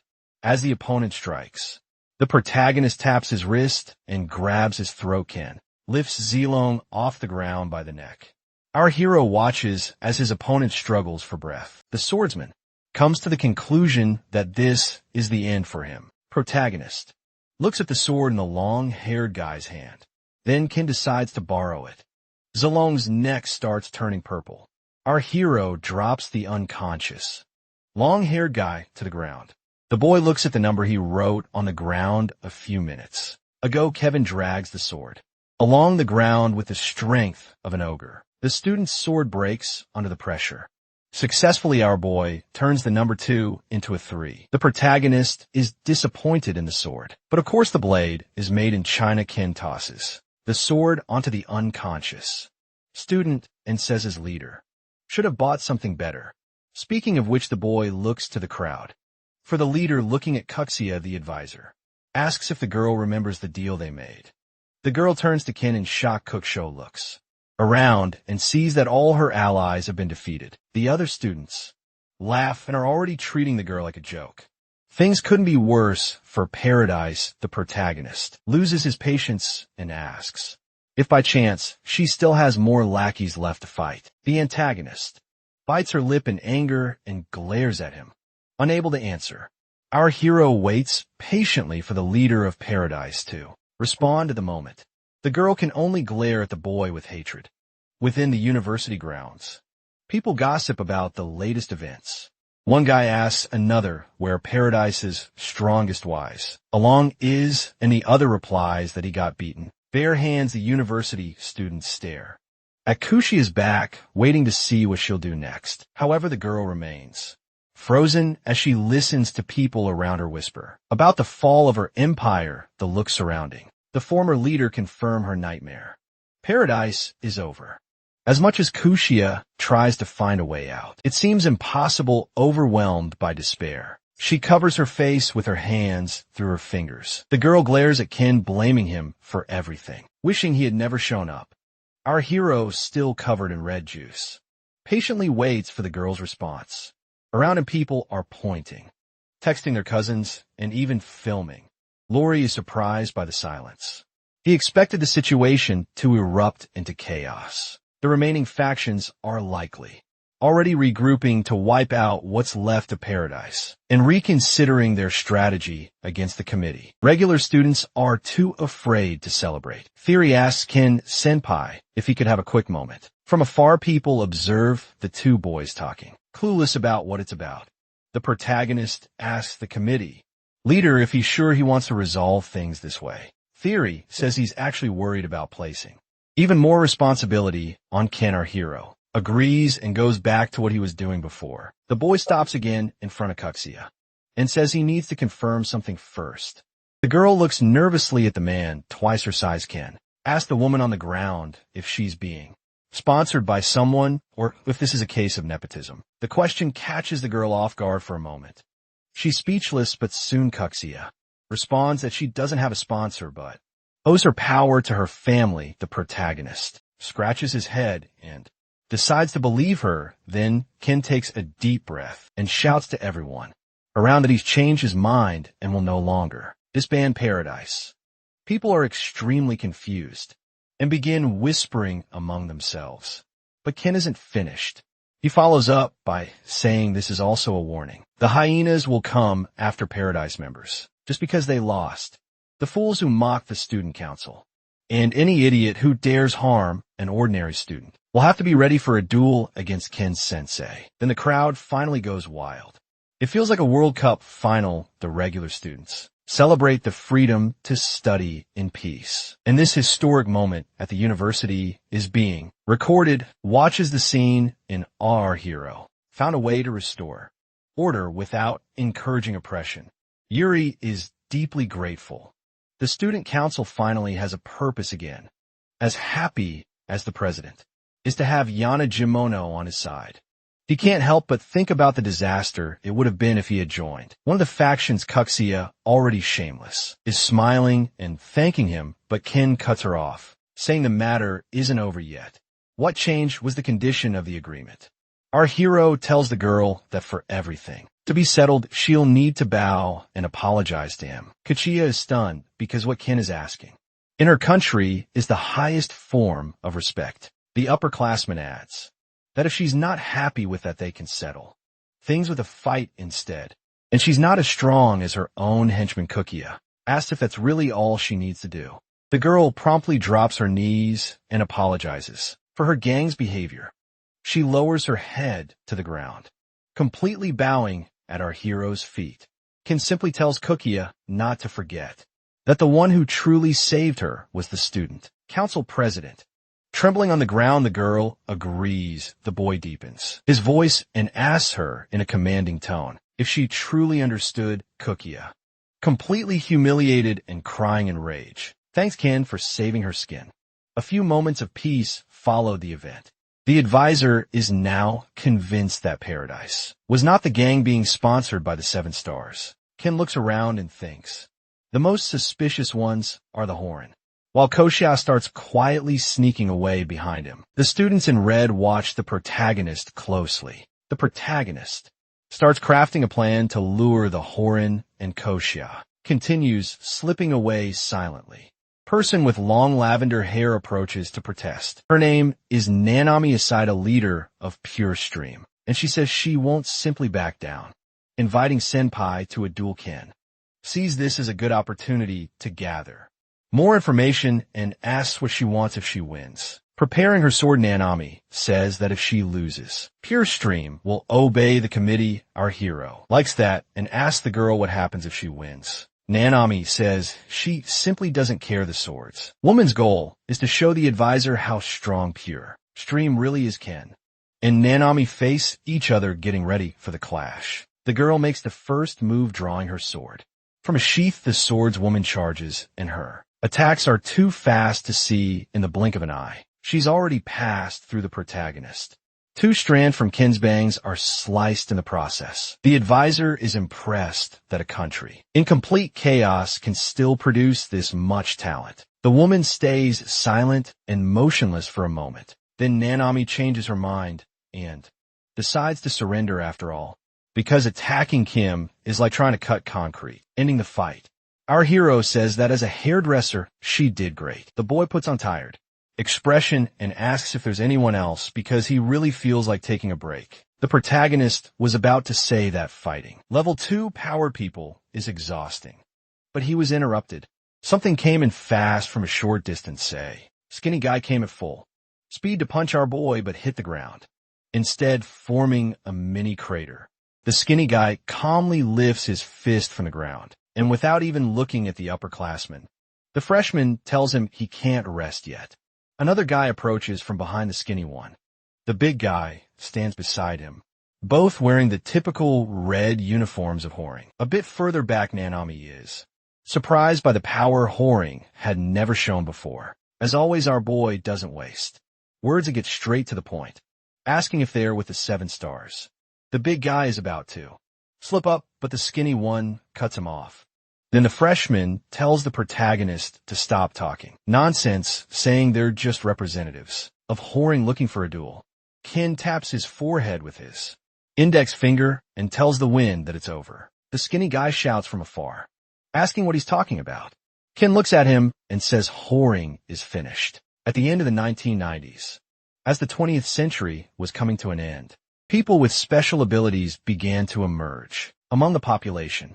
These individuals with powers could control and channel the energy within their own bodies. By breaking a certain barrier, they managed to surpass human limits. These individuals didn't just gain sharper senses, but also extraordinary physical abilities. At the first stage, the abilities of superhumans were 4 times greater than that of a normal person. At the second stage, this difference jumped to 16 times, though power levels weren't fixed, depending on the situation. Superhumans could have strategic value greater than dozens or even hundreds of ordinary people. However, with the powers came side effects. The bodies of people with special abilities began to deteriorate and wither due to a mysterious phenomenon. Then anonymous pioneers developed a certain substance. These pioneers, there's claim that this substance not only prevented the side effects, but could also turn ordinary people into superhumans. This became the gateway to the creation and control of individuals with special powers. Nations and organizations work day and night to produce stronger and stronger superhumans, controlling every stage of research, even with national support. Level 2 individuals were extremely hard to create, even with 100% government backing. It was still difficult to develop a batch of level 2. People creating level 2 superhumans was important because they delivered guaranteed results. It was a level of power humanity had never reached, and it was supposed to ensure success. That's what all of us believed. That was the common belief until now. But now it seems all of that was nonsense. That's what everyone watching Kinya Najimoto was thinking. Our hero had wiped the floor with 2 level 2 superhumans simultaneously. The protagonist held the skinny guy up by the collar as he interrogated him, but the answer stayed the same, that they were just members of Whoring. Ken loses his patience and slams the kid to the ground. The protagonist says that if he answers, he'll make it quick. A third member of Foring watches the scene in a panic. A student considers making a surprise attack, while Ken is busy with the other two. Takes a step forward, but before anything else, the protagonist, still with his back turned, tells him it's fine to attack, as long as he's ready for the consequences. The kid freezes on the spot. Our hero turns his head, just enough to look directly at him. The stare is so overwhelming. The boy feels it in his entire body. All the courage the horrifying member had vanished. The murderous intent in Ken's eyes nearly made the kid throw up. When the boy in red looked up, it felt like the entire world had narrowed down to that single stare. Slowly the sky reappeared. The kid started screaming and begging for help, like he'd just seen the girl from the ring. After barely pulling himself together, the boy concludes that Ken Yanagimoto is far more dangerous in the 7 stars. The sight of the protagonist will haunt him for a long time. The third whoring member then points to the 2 fallen students and says he was only trying to say that those 2 weren't whoring. The skinny one yells at him from across the field, asking if he's trying to get them all killed. Our boy, with good humor, asks the kid if he has any idea what's going to happen if he doesn't stay quiet. And you make sure to remind everyone that there's a fiery reporter filming everything going on. The skinny one pauses to think it over. The big guy's been lying on the ground so long. He might as well be a lizard now. At this point, they only have one option. Without a moment of hesitation, they both bolt toward the hills. Ken lets him go, because he's got something else to take care of. Now the protagonist turns to the third red-clad student, who didn't even get a fight, just to confirm what he already suspects. The upperclassman asks if the kid can even say where the other 2 are from. The boy stays silent. Can spend a moment staring at the student with a sigh. The protagonist laments how afraid people are of simply saying the name. 7 stars, our hero puts a hand on the boy's shoulder and congratulates him on making a wise decision, because otherwise he would have been made an example for everyone else. The trembling kid on the ground asks who the hell Yanagimoto really is. Ken asks if it wasn't obvious just by looking, and says he's just an upperclassman bullying his freshmen. The 2 henchmen, hired by the 7 stars to infiltrate the university, keep running for their lives. When they reach an alley that seems empty, they stop to catch their breath. The skinny one asks the big guy how Ken could be such a monster. The larger one says that for now, they should just return to that person, without saying who it is, before the skinny one can respond. Something touches him in the blink of an eye. 2 strong arms grab the fugitives, and the owner of those arms wants to know who this certain someone they mentioned is. Ken asked the infiltrators if they wouldn't like to go home with a smile on their face. The skinny one, still full of attitude, tells our hero that if he messes with them, his family could be in danger. The protagonist actually laughs at the irony and notes how chatty the skinny guy is. While the big guy hasn't said a single word, Ken seems to get an idea. The boy grabs the big guy's head and examines it, then says that if he splits their mouths and combines them, maybe he'll get a proper answer. The protagonist shoves his hand into the bigger one's mouth. The other guy is no longer so full of attitude and watches the scene in horror. As his partner screams, Ken rips out 2 of the guy's wisdom teeth. With his fingers no charge, our boy holds up a 3rd wisdom tooth and concludes that his idea was actually pretty solid. Then our dentist starts walking toward the next patient. The protagonist turns to the kid with all his teeth and asks if he has a better idea. The skinny one raises his hand like, well, chill man, and yells at him not to come any closer. Back at the university, people are casually chatting about everything. That just happened, some wonder. Where the student council's representative is. A mysterious woman enters with a teasing era. A beautiful woman with long green hair asks if a Najimono isn't around anymore. All I tells the woman that Ken had some business to take care of and asks if something happened. Brooke Urin says she witnessed Ken's final human actions and wanted to invite him for tea. The reporter doesn't quite understand what she meant, but admits she doesn't think and likes tea. The green-haired woman shuts her down, saying she knows exactly what he likes. Hori walks through the university halls. The atmosphere is completely different. The authority of the student council has been restored, but Paradise, even though wasn't disbanded, is in collapse after its defeat. So many people left that the faction now only exists in name. Hori is now under direct supervision of the student council, which has diminished its prestige. Most of the members of Pure Stream remained, but the faction is currently under the command of the student council. All you. Mihara covered the entire transition at the university. She is now considered a brilliant reporter, recognized for numerous achievements. Our hero sits alone on the campus steps.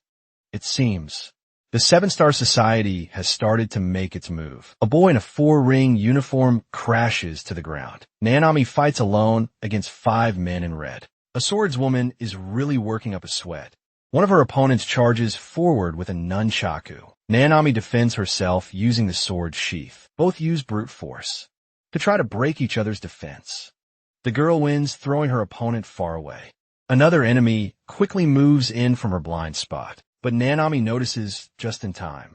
The young woman uses her sheath to stop the second opponent's charge. Back in her fighting stance, the swordswoman grips the hilt tightly. Red sparks flash from her eyes. As she activates her aura, Nanami draws her blade from the sheath, but a hand on her shoulder stops her completely. Ken warned the swordswoman that he already told her not to draw her sword. On impulse, Nanami apologizes and puts the blade away. Our hero is closely overseeing the university's return to order. Kent tells the young woman that she would likely be in the top 5 of her home country. In front of them, 6 guys lie on the ground. After training, Nanami confesses that in the past, that fact made her arrogant. A young woman explains that during the calamity, a key person was needed, and she admits she thought she was that key. The protagonist becomes very interested in this key. The word keeps showing up in his path. Just as Cam is about to ask Nanami about the key, someone arrives and interrupts them. Our boy looks ahead and senses trouble. Girl.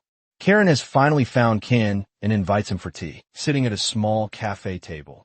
A boy waits as the beautiful young woman serves tea. The protagonists have been avoiding the girl, and she comments that it's never been so hard to invite someone for tea. The woman notes that she realized he's been avoiding her. Ken turns his face away, embarrassed, looking at the brilliant red tea. The boy explains he's tired of bureaucracy and political drama, and asks what she wants. Brokering says the only thing she wants is to talk with him.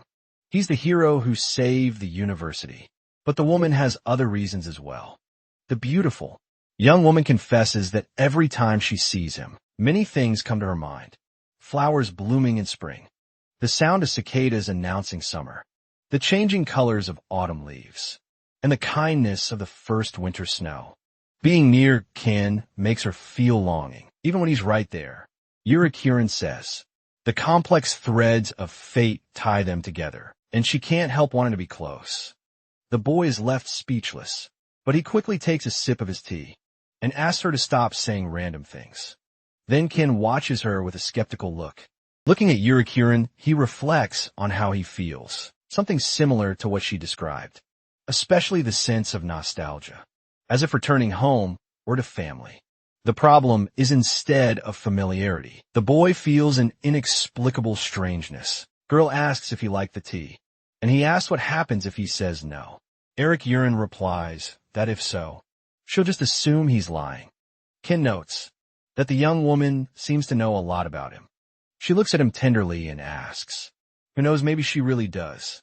Then the girl adds that perhaps she knows him as well as his parents do. Irritating the boy, the woman begins to leave the table. But before that, she tells Kenny he's free to come and go from this place.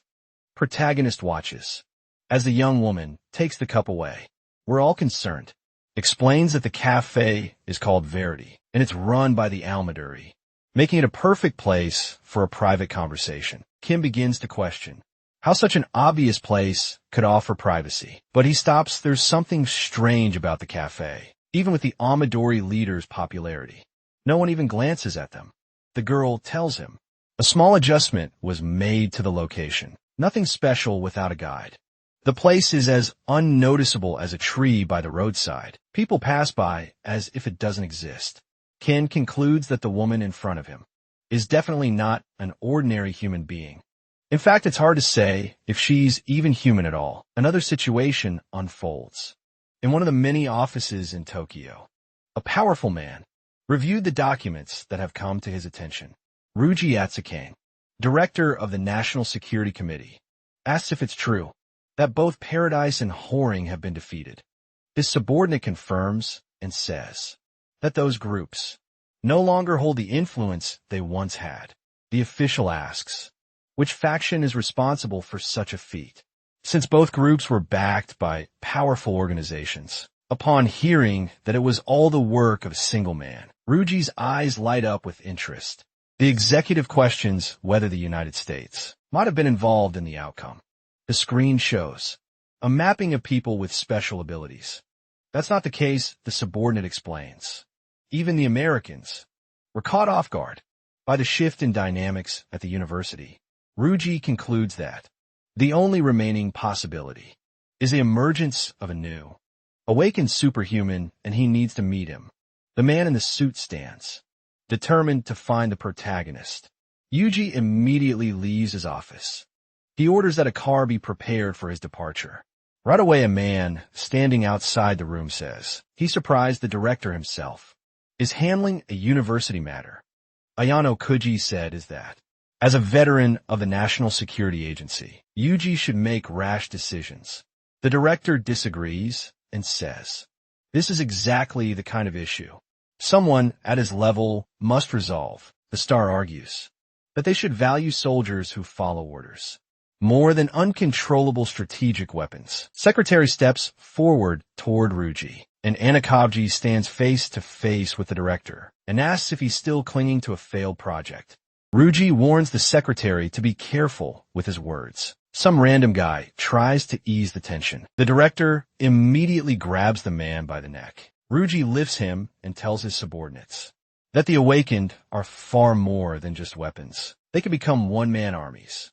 Throws the guy aside and explains that another difference between the awakened and weapons is that you can actually talk to the awakened.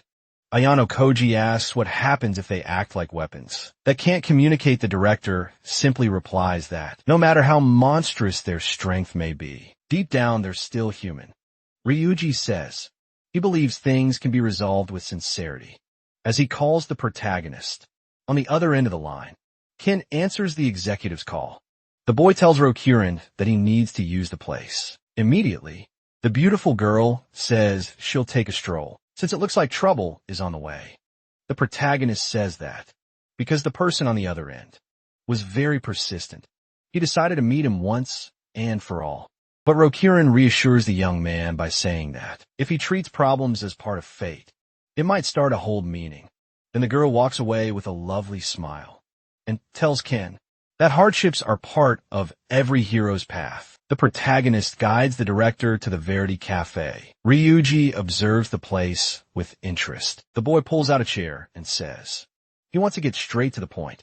Ken sits and asks what the director of national defense wants with him. The man then pulls out the chair in front of him and assures him he didn't come to propose anything difficult.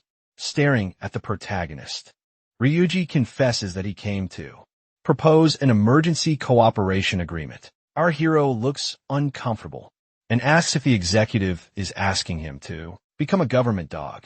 The boy recalls the times he spent in war.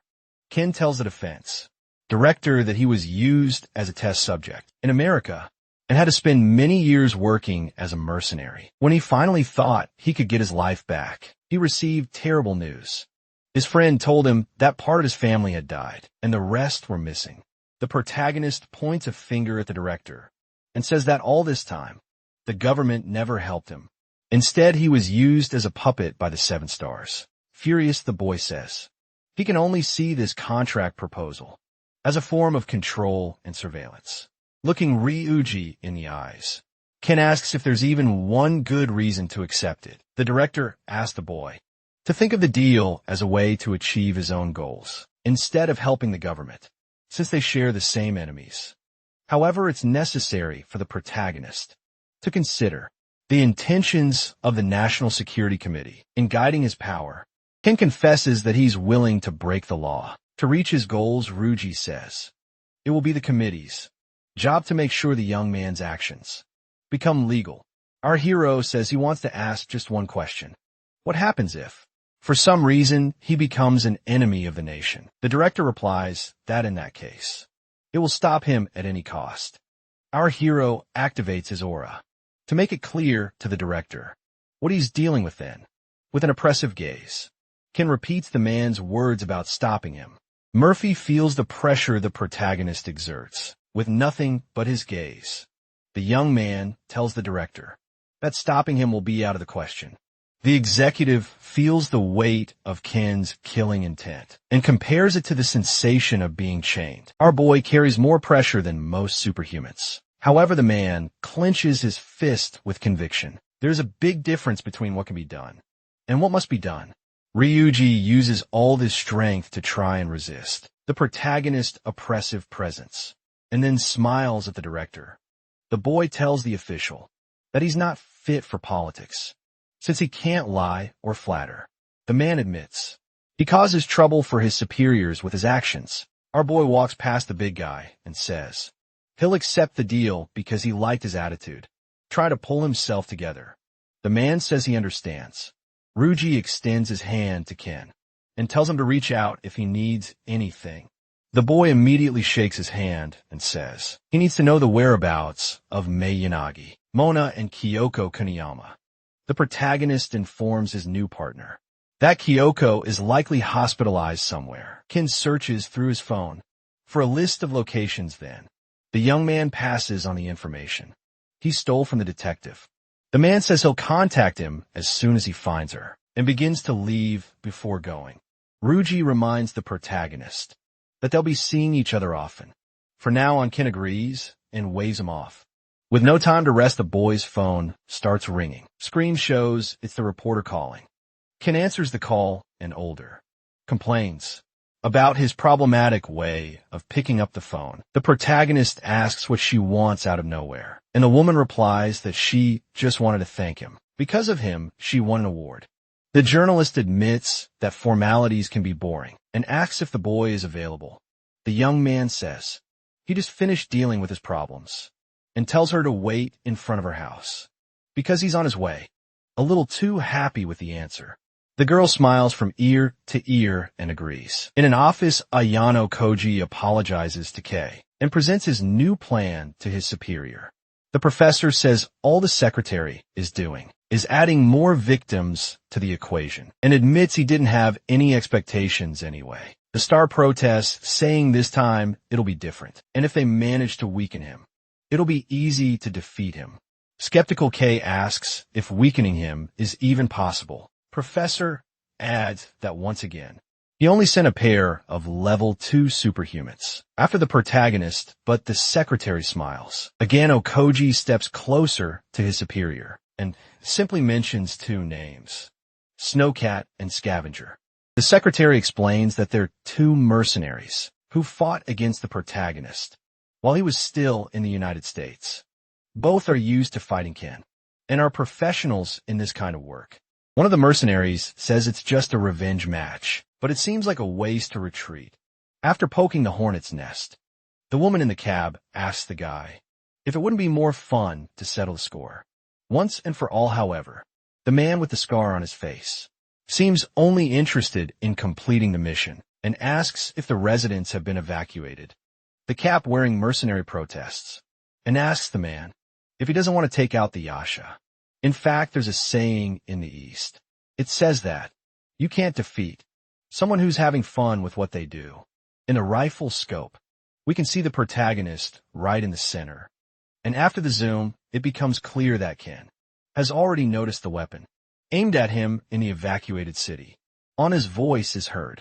Aoi Miyahara runs toward the protagonist. The mercenary hesitates briefly upon seeing her. No one else was supposed to be there besides Kimiana Jimoto then. The girl in the cap turns to her partner for clarity, and the scarred man explains who she is. After a brief thought, the mercenaries consider the protagonist possible alliance with the media. and decide to eliminate the girl immediately. The maniac in the cap doesn't mean to be told twice, and already aims her sniper rifle at poor Alway as she strokes the trigger. The mercenary says that if the girl wants to blame someone, she should blame the monster in front of her. The weapon fires, and the sound confirms someone's been hit. The bullet and the protagonist fly toward the reporter at the same speed. Always watches the scene before her in horror. Our hero simply caught the projectile midair. With his hand, Ken holds the bullet like it's a 200 note and drops the crumpled metal to the ground. The boy looks at the damage on his hand and concludes that it wasn't just any bullet. It was specialized against superhumans. Panicked, the journalist asks the boy if he's okay, since all she saw was something flying toward him. The protagonist tells the girl to wait right where she is, and he activates his ability and promises he'll be right back. Ken expands his power to locate someone he already knows. His vision cuts through the trees in the distance, in the direction the shot came from. And finally, he spots a certain someone's cap. The protagonist has found his target. Without wasting time, the boy uses his energy to move. Like a bolt of lightning, Ken leaves a trail of light as he speeds toward the opponent. Our hero is not happy about being treated like a janitor, always cleaning up someone else's mess. The boy notices that the cap he spotted earlier is now close. Ken charges in with full force to clean out the tree, but our boy realizes something's not quite right. Looks like a protagonist got played by the mercenaries, camouflaged in the bush. The mercenary even mocks our hero. Ken locates her quickly, because she just can't keep her mouth shut. She hasn't learned once again. She keeps talking instead of just pulling the trigger. The crazy woman finally fires, and seems to believe she hit the hero. Smoke escapes from the freshly fired rifle barrel. The talkative mercenary is stunned. The boy pulled a last-second matrix dodge, and the bullet only grazed his face. Our boy reveals it was all calculated to lure the rat out of hiding, and then charges in a second later. The two enemies are face to face. Ken decides that this is where he's going to end. The unfortunate story. The young man prepares a punch charge with his energy. In the middle of it, all the mercenary begs for mercy, screams that she gives up, waves the white flag, and even throws in a Yemet Kadosai. Luckily for her, the protagonist is curious and routes his punch to the ground, completely surrendering. The woman offers to give up a piece of information she holds, and after hearing it, Ken can decide if he still wants to kill her. Our hero tells her to spit it out already. The girl doesn't need to be told twice. Then the mercenary asks Ken if it really looks like she came alone. The boy realizes the hole in his plan and panics, still on top of the enemy. Ken expands his vision. The protagonist channels his aura toward the place where he left. The reporter at that moment always seems fine. She's just standing there questioning her life choices. But out of nowhere, the winds of change arrive. A guy grabs her by the collar like a grocery bag and slams the poor girl onto the concrete.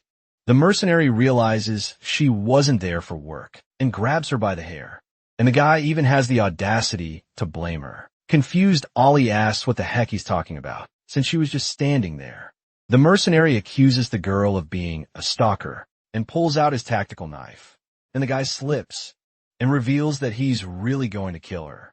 Out of revenge and maybe a little jealousy, the young woman decides she needs to buy time. So the journalist remembers something our boy said while cleaning house at the university. AWA gathers all her courage and accuses the man in front of her of taking the mission personally, when in fact that wasn't what he was being paid to do. And wouldn't you know, the girl's got a point. The guy gets pissed and decides to stab her anyway. But then the mercenary realizes he can't move. The man feels an unexplainable pressure throughout his body, and he becomes paralyzed. Then the soldier realizes not everything is worth doing for money. The world around him disappears, and the ground is replaced by Yana, Jimoto's oppressive gaze. The guy bites down on a cherry-flavored gum and regains control of his body. Using the candy's energy, the mercenary expands his aura to break free from the protagonist's ability, and the poor journalist goes flying like a kite in just a matter of milliseconds. Ken praises the girl for buying time and catches her before she hits the ground. Whatever that guy Tookie's a lot stronger now. The opponent charges at the boy. The energy of the two superhumans collides, sending lightning in all directions. The protagonist grabs the soldier's armed arm and asks if he's been having trouble sleeping. Ken then promises to let the mercenary go today so he can sleep with his mother. The guy flies into a rage. Tonight you're free to sleep with mommy. Hearing those words, the mercenary was furious. The opponent wanted to take out the protagonist right then and there, but he knows his body isn't in great shape, and the mission to weaken the hero has been completed. Even though he's been spared, the guy leaves with a promise to Ken that next time will be his end. The protagonist is grateful internally, knowing that fighting him to the end would have been a hassle. Our boy tries to push the reporter away, but she says it's just a scratch and she's fine. From a distance, the mercenary in the cap watches the two like a weirdo. In fact, the nutjobs, annoyed that Ken somehow managed to get even stronger. The woman laughs at her own luck. If she hadn't surrendered in time, she'd be 6 feet under. The protagonist tells the lunatic that he let the guy go, but quickly warns her not to try anything funny, surrendering again. The woman assures him she keeps her word. The mercenary says the mission she was hired for is complete, and she never wants to be near the protagonist again, because despite everything, the soldier still dreams of living a long life. As a farewell courtesy, the weirdo spills a secret. Now Ken knows that his next opponent will be none other than Yugo Mizukami. The crazy woman says that if anything happens, they can call Big Sis, referring to herself. Then, the mercenary offers the reporter a discount coupon for the inconvenience of almost sending her to the afterlife. Ollie asks if she has no shame giving something like that. After nearly turning her into a memorial photo, the woman observes that the girl isn't like them, and the girl asks what she means by that. Then the mercenary explains that some people are so close to their own end, they start adapting to anything. The lunatic even adds that it was one of the good ones, and like she's leaving a party. The woman says her goodbyes and hopes never to see the pair again. Audrey asks what that woman's deal is, while staring at the discount coupon. The girl of yours can softly call her name and answers right away. Other reporter worries about the boy's condition. He's trying to tell her that the two of them can't meet anymore. Always in shock, not only did she almost die, but now she's getting rejected too. The journalist asked the protagonist if he believes she's only after him because of up. Before even getting a reply, she shouts in anguish that she didn't come to find him because of work. The girl crumples the coupon while telling Ken that it's not just about the drama that shows up on camera. Aoi talks about how he stares danger in the face to resolve things, and she confesses that she finds him inspiring. Our hero stays silent, and the girl begins to speak again, but he cuts her off. Ken assures the journalist that he knows she's not that kind of person. The protagonist explains to Ella that he's strong and knows he's not in danger, no matter the situation, remembering what happened to the people who matter to him. The boy confesses to the girl that in the end, he always ends up alone. He ends his speech saying he doesn't want to carry that weight anymore. Oliver asks if the reason he's distancing himself is because he sees her as someone weak, shaken. The reporter says she understands that eventually she might become a burden. Then Oliver looks the boy in the eye and says that no matter how strong he is, without support from others, he'll lose his mind. The young woman grabs the protagonist's hand and confesses she's seen this scene play out many times. Through her job, our hero looks visibly upset as he watches the girl try to save their bond. Ken grips his friend's shoulder. The boy lowers his head and starts begging Ella to go away. The journalist is speechless, but seems to understand even as she walks away. The girl says she will still get closer to the hero again someday, and before leaving away looks into Ken's eyes and asks if she'll still be one of the people he'll answer to. The protagonist watches her in silence. Tears begin to well up in the boy's eyes. Always walks away with a fake smile. Ken watches the figure of the journalist disappear on the horizon. Our hero sighs as he tries to recover from the farewell, but as always the phone rings. The moment he gets even a second of peace, the caller ID shows. The call is coming directly from the university. Ken answers already half annoyed and asks what the person on the other end wants. Ruji informs him that he found the name of the hospital where one of the people the protagonist is looking for was. But just as the protagonist was about to ask, which hospital, he pauses and asks the executive what he means by was. Apparently, someone managed to remove her from the hospital without her family noticing, and now the girl is missing. Ken tells the executive to send reinforcements to his location when he can. Reiji tries to convince the hero that it's too dangerous to act alone, but our boy cuts him off, saying he does whatever he wants. The official simply accepts that the boy is going to do whatever he feels like. Ken thinks of Aki and how her mother is the only person she has left in her life defeated. The protagonist picks up his phone to call someone he never wanted, to owe anything to elsewhere. Aki is anxiously trying to complete a call, but every attempt goes straight to voicemail. The girl limits her bad luck. Just when she finally got her phone back, she can't reach him on the phone screen. The name Kinja appears. Aki then gives up and decides it's better this way. It's better if Ken doesn't get involved. That's the only way she can save Mei and protect the protagonist. The young woman trembles as she thinks about everything she's had to endure, and after a second of silence, she breaks down asking, what's the point of someone who disappears when she needed them the most? Someone furiously rattles the doorknob of the room she's in. Aki looks ahead, in desperation at what's about to happen. The entire door shakes from a force being used on the handle, but everything goes quiet until Yugo loses his patience and kicks the door open. The young woman curls up in fear, and the criminal demands that she show herself. Immediately, Akane Kumiyama drops to the concrete floor. The brute accuses the young woman of not only contacting the protagonist, but also leaking information to him. Yugo cowardly grabs the girl by the hair. The executive insults her, while she struggles in vain to break free. Desperate, the informant says the man has no proof and is only speculating. Criminal's empty eyes stare into the girl. Hugo decides to move on while straightening up. The man tells the girl on the floor that she has no idea what he had to do to rebuild the underworld after Ken destroyed it. Hugo confesses that he had to swallow his emotions and accept unnecessary bureaucracy, relying only on his own instincts. Now, comfortable, the criminal tells Aki that his judgment is absolute. Suspecting her was never speculation. It was conviction. The young woman finally gets up and asks, what comes next?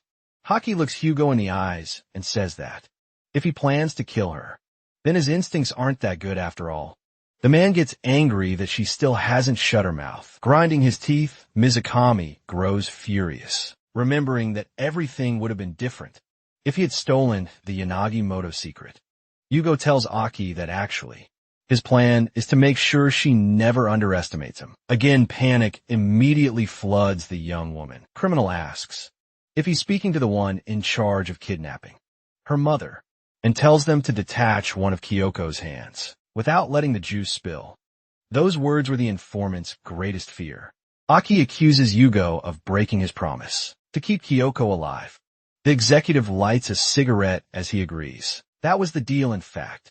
He told his goons not to let anything spill. The young woman protests, saying Mitsukami's justification is nothing more than wordplay.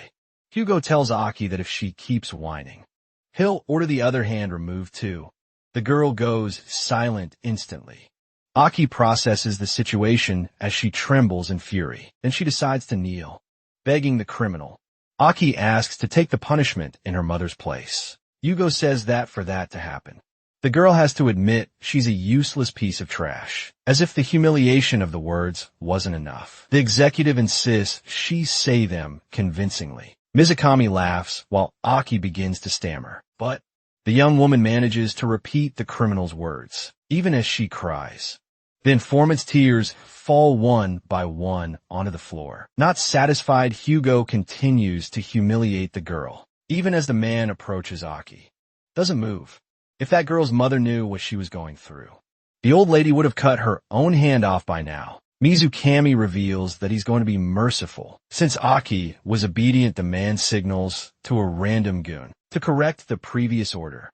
Smiling cruelly, the thug says, to take only one finger instead of the whole hand. As an act of compassion, meanwhile, on the web, a mysterious young man receives a call from the national hero.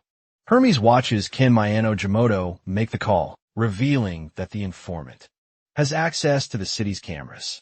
The protagonist asks the hacker again about Aki. This time the boy wants to know the whereabouts of the girl's mother. Hermes agrees, but reminds our hero he doesn't accept payment in money. The informant celebrates that luckily Ken is very strong now and asks what he'll get in return. The boy simply tells Hermes that he'll receive a reward equal to the job. The hacker asks the protagonist to promise and warns him not to even think about tricking him. Ken asks if he's ever left the informant hanging. Hermes says no and promises never to disappoint someone like him. With the deal sealed, a notification with the requested information comes in. Immediately, Ken notices that the woman isn't too far from where he is now, so our hero decides today's the day. The 7 stars become 6. The late afternoon sun shines over the slums. 2 armed thugs guard the gate of a warehouse. Inside, a man crouches near a woman's hand, with manicured nails, apparently busy. The butcher is interrupted by a faint cry for help. Annoyed, the frightening figure stops what he's doing and complains that the noise is a pain. Behind the criminal, a very unwell woman is being watched by a thug as she vomits into a bucket. The butcher tells the goon to shut her up. The poor woman looks at the man in terror, and the masked thug simply raises his blade. The one in charge is literally half bald. He tells the other one to turn the lady into mincemeat. After he's done, the butcher then notices something interesting.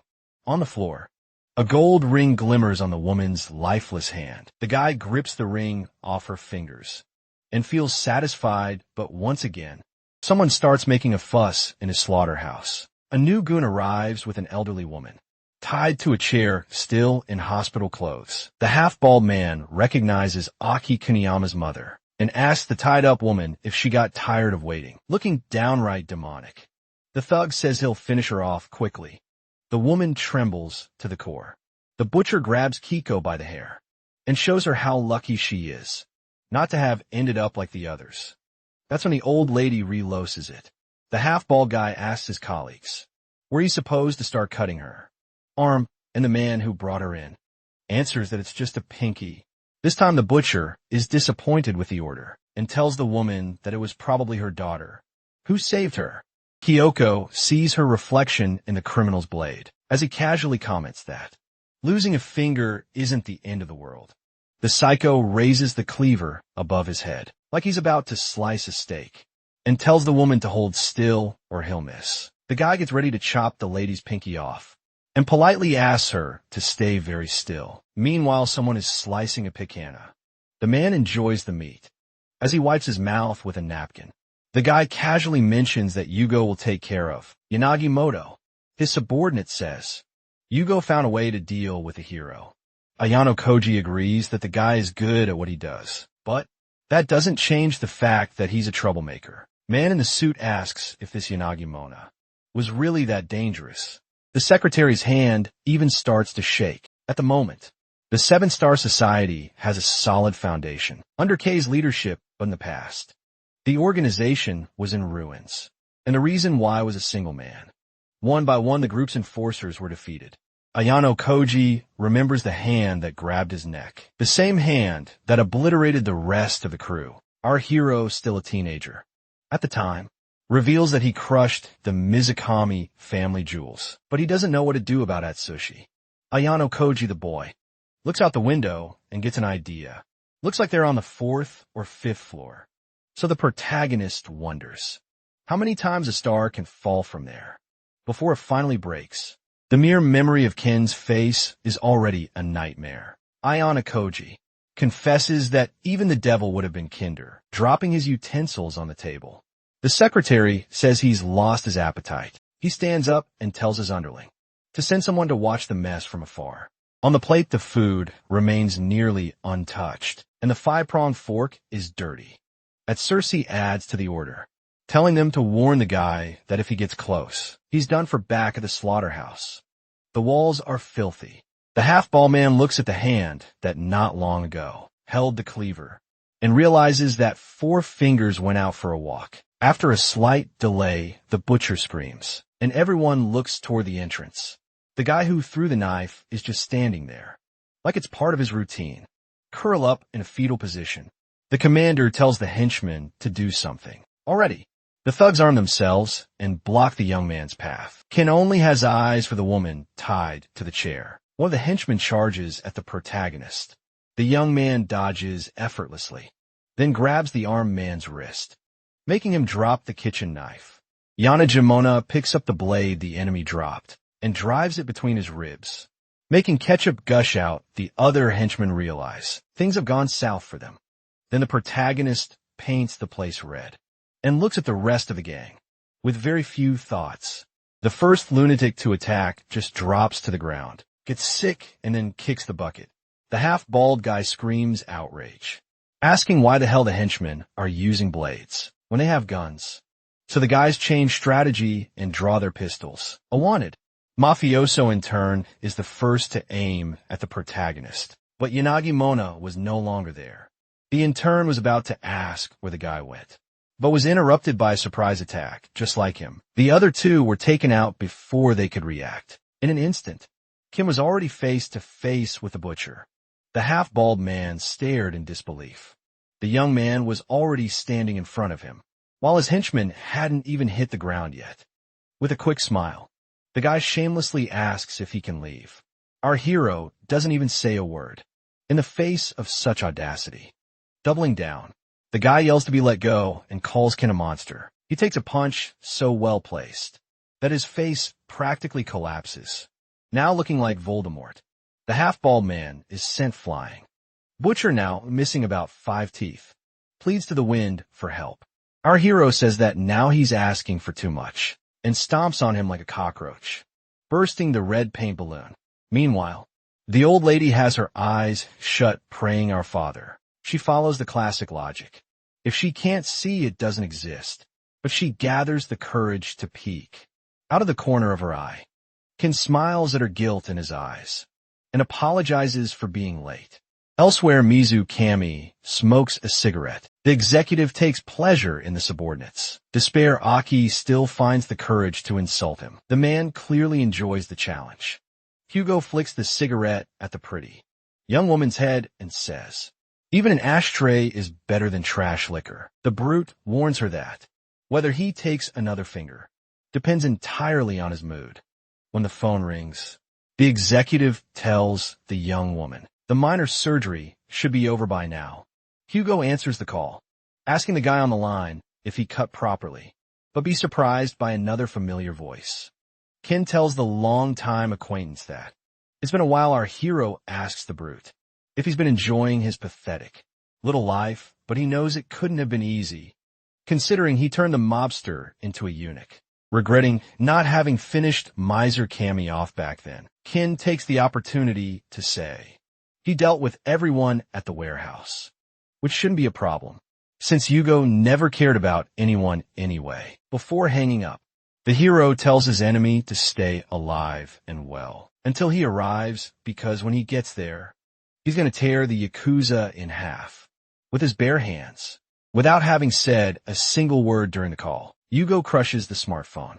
The executive throws the device away, nearly hitting the girl. The brute stands up and tells a nearby henchman to call the guys at the factory, because they're going to war with everything they prepared for the occasion. Hugo turns to another henchman and says to get the gas mask ready too, because they're heading to the factory. The guy hesitates, wondering if gas masks will be enough. The mafioso asks if he has a problem with that. Without arguing further, the henchman simply obeys. Finally, Mizukami orders them to bring the girl, lying on the ground as well. Aki, not understanding anything, panics. Back at the shacks, it's already nighttime. Our hero untees Kyoko and asks if she's okay. With trembling hands, a mother makes a plea. The woman grabs the young man's hand and begs him to please save her daughter. The protagonist's heart breaks him too. He holds the frail lady's trembling hands and with a forced smile tells her not to worry, and he'll take care of everything. Our hero carries Kyoko out of the filthy place. However, Ken thinks to himself that he doesn't know what he'll choose if he's forced to pick between his revenge and his friend's safety. The events take us to an abandoned laboratory. There, a panicked man wonders what he's going to do. Another guy nearby loses his mind and asks if someone's coming to finish him off. The panicked man is confused. Then the blonde thug says they know very well what's inside the barrels and realizes the enemy is already on the way. The man in the suit stares at the large drums, and while holding the edge of one, says he's tired of all of this. Ken approaches the premises of the factory. Most of the low-level thugs are already done. For now, all that's left is to wait for Hugo himself to show up. The young man notices there's chaos happening inside the warehouse, so our hero takes a peek. A strange smell wafts from the place. Ken covers his nose with his arm and looks around. The place is filled with test tubes and flasks, as well as chemical agents found in cleaning products. The young man concludes it's a narcotics lab, but nothing explains that smell. At the far end of the corridor is a quadruped creature that looks like Satan himself. The thing comes running like it's possessed and leaps at the protagonist. In shock, the young man can only wonder, what kind of beast bit that lunatic? The youth grabs the creature by the wrist and throws it over his shoulder far away. But the thing is back on its feet in no time. Ken wonders what's going on now. The guy has completely lost it, just drooling and attacking. The protagonist concludes they injected an incomplete substance into the guy. Meanwhile, the beast stares at him with glowing red eyes. Our boy begins listing the crimes committed in the facility, and the list seems endless. He's interrupted by the junkie who attacks again. This time, the enemy prepares a strike from above. Furious with everything he's witnessing, the hero charges his right hand and delivers a single blow to poor Satan. The guy doesn't even get sent flying. He just disintegrates right there. Our hero shakes his hand clean. He'll probably have to throw today's clothes away. Then Ken starts looking for the source of the gas. He stares at the spilled substances and wonders if all those test subjects in the past weren't sacrificed enough. Something catches the young man's attention, not understanding what he just saw or what that red smoke was. The protagonist hurries to get out of there and discovers there was a surprise waiting for him. High beams revealed, dozens of henchmen armed to the teeth, and at the center is Hugo. Mizukami complains that the hero is late. The executive is holding a machine gun. That's half his size, which says a lot. Then the coward asks if the protagonist, like the little surprise. The big guy holds a red pill and says, it's an amazing item, just one of these, and anyone can push beyond their limits. But of course, the factory only had the cheap knockoff version. Hugo stops playing with the pill and grabs it in midair. Then the criminal tells the protagonist he's going to help him find his sister. Our boy is already sick of hearing that line. But then the executive says something that gets the young man's attention. He admits he paid a visit to his family's home. It's clear the information made the hero lose his cool, but as if he were talking about a trip to the market. Hugo laments that his parents didn't say a word, even after pulling all his strings. The criminal couldn't find the girl. It's as if Miyajimoto had vanished into thin air. With a dark expression, Mizukami says he regrets not tormenting the protagonist's parents more, because if he had applied enough pressure, maybe they would have given up the girl's whereabouts. Our hero stands completely still for a moment, showing no expression. Then the young man says he's satisfied, catching the criminal completely off guard. Ken explains that if Mizukami had run away, with his tail between his legs again, it would have been a real pain. So he's actually very pleased. Pleased that the mobster casually showed up. Right in front of him, Hugo orders his countless henchmen to eliminate the young man. Several men in suits aim their weapons at a single boy. Our hero realizes he can't afford to hold back and begins to release all his energy. Misaki and his subordinates fire without mercy. Ken flips into the air, soaring skyward, planning to end everything with a single strike. Glowing intensely, the young man braces from the fall. The protagonist crashes down, shattering the concrete and sending everything flying. They'll probably talk about this earthquake. On the morning news amid the rubble, only yellow sparks remain, and a glowing young man, with eyes full of thirst for revenge. Yugo coughs from the dust cloud. When the criminal looks forward, he realizes it was pointless to bring this whole army. The brute panics and tells the remaining henchmen to forget the original plan and use the secret weapon. Not feeling as strong as usual, the protagonist wonders if the cause might be the strange insects in his path. The crew starts putting on gas masks. Kin now strongly suspects it's their fault. Once again, the red gas spreads toward the hero. He quickly recognizes the substance and covers his nose with his arm. Mizukami says, it would have been strange to face a monster with half-baked preparation, wearing the biggest mask of them all. The monster points at the boy and tells him to just die. Already, Ken wonders if he's also using that special ammo. Opens fire with a barrage of bullets per second. Most of the rounds fail to even reach the young man. Our hero notices the projectiles are regular ammunition, strangely powerful. Ken takes cover among the debris he caused, but suddenly a masked superhuman appears. The young man can't react in time and gets hit for the first time in 23. The impact drags his body across the ground. For several meters beaten, our hero lies on the floor. Hugo yells for everyone to shoot without letting up. Amid the smoke and gunfire, the protagonist assumes a defensive stance. The attacks don't even tickle him. His plan is to try to recover his energy, striking the ground with his leg. The protagonist channels his energy from the bottom up, and one by one, he eliminates his opponents in a single breath, until it's Yugo Mizukami's turn.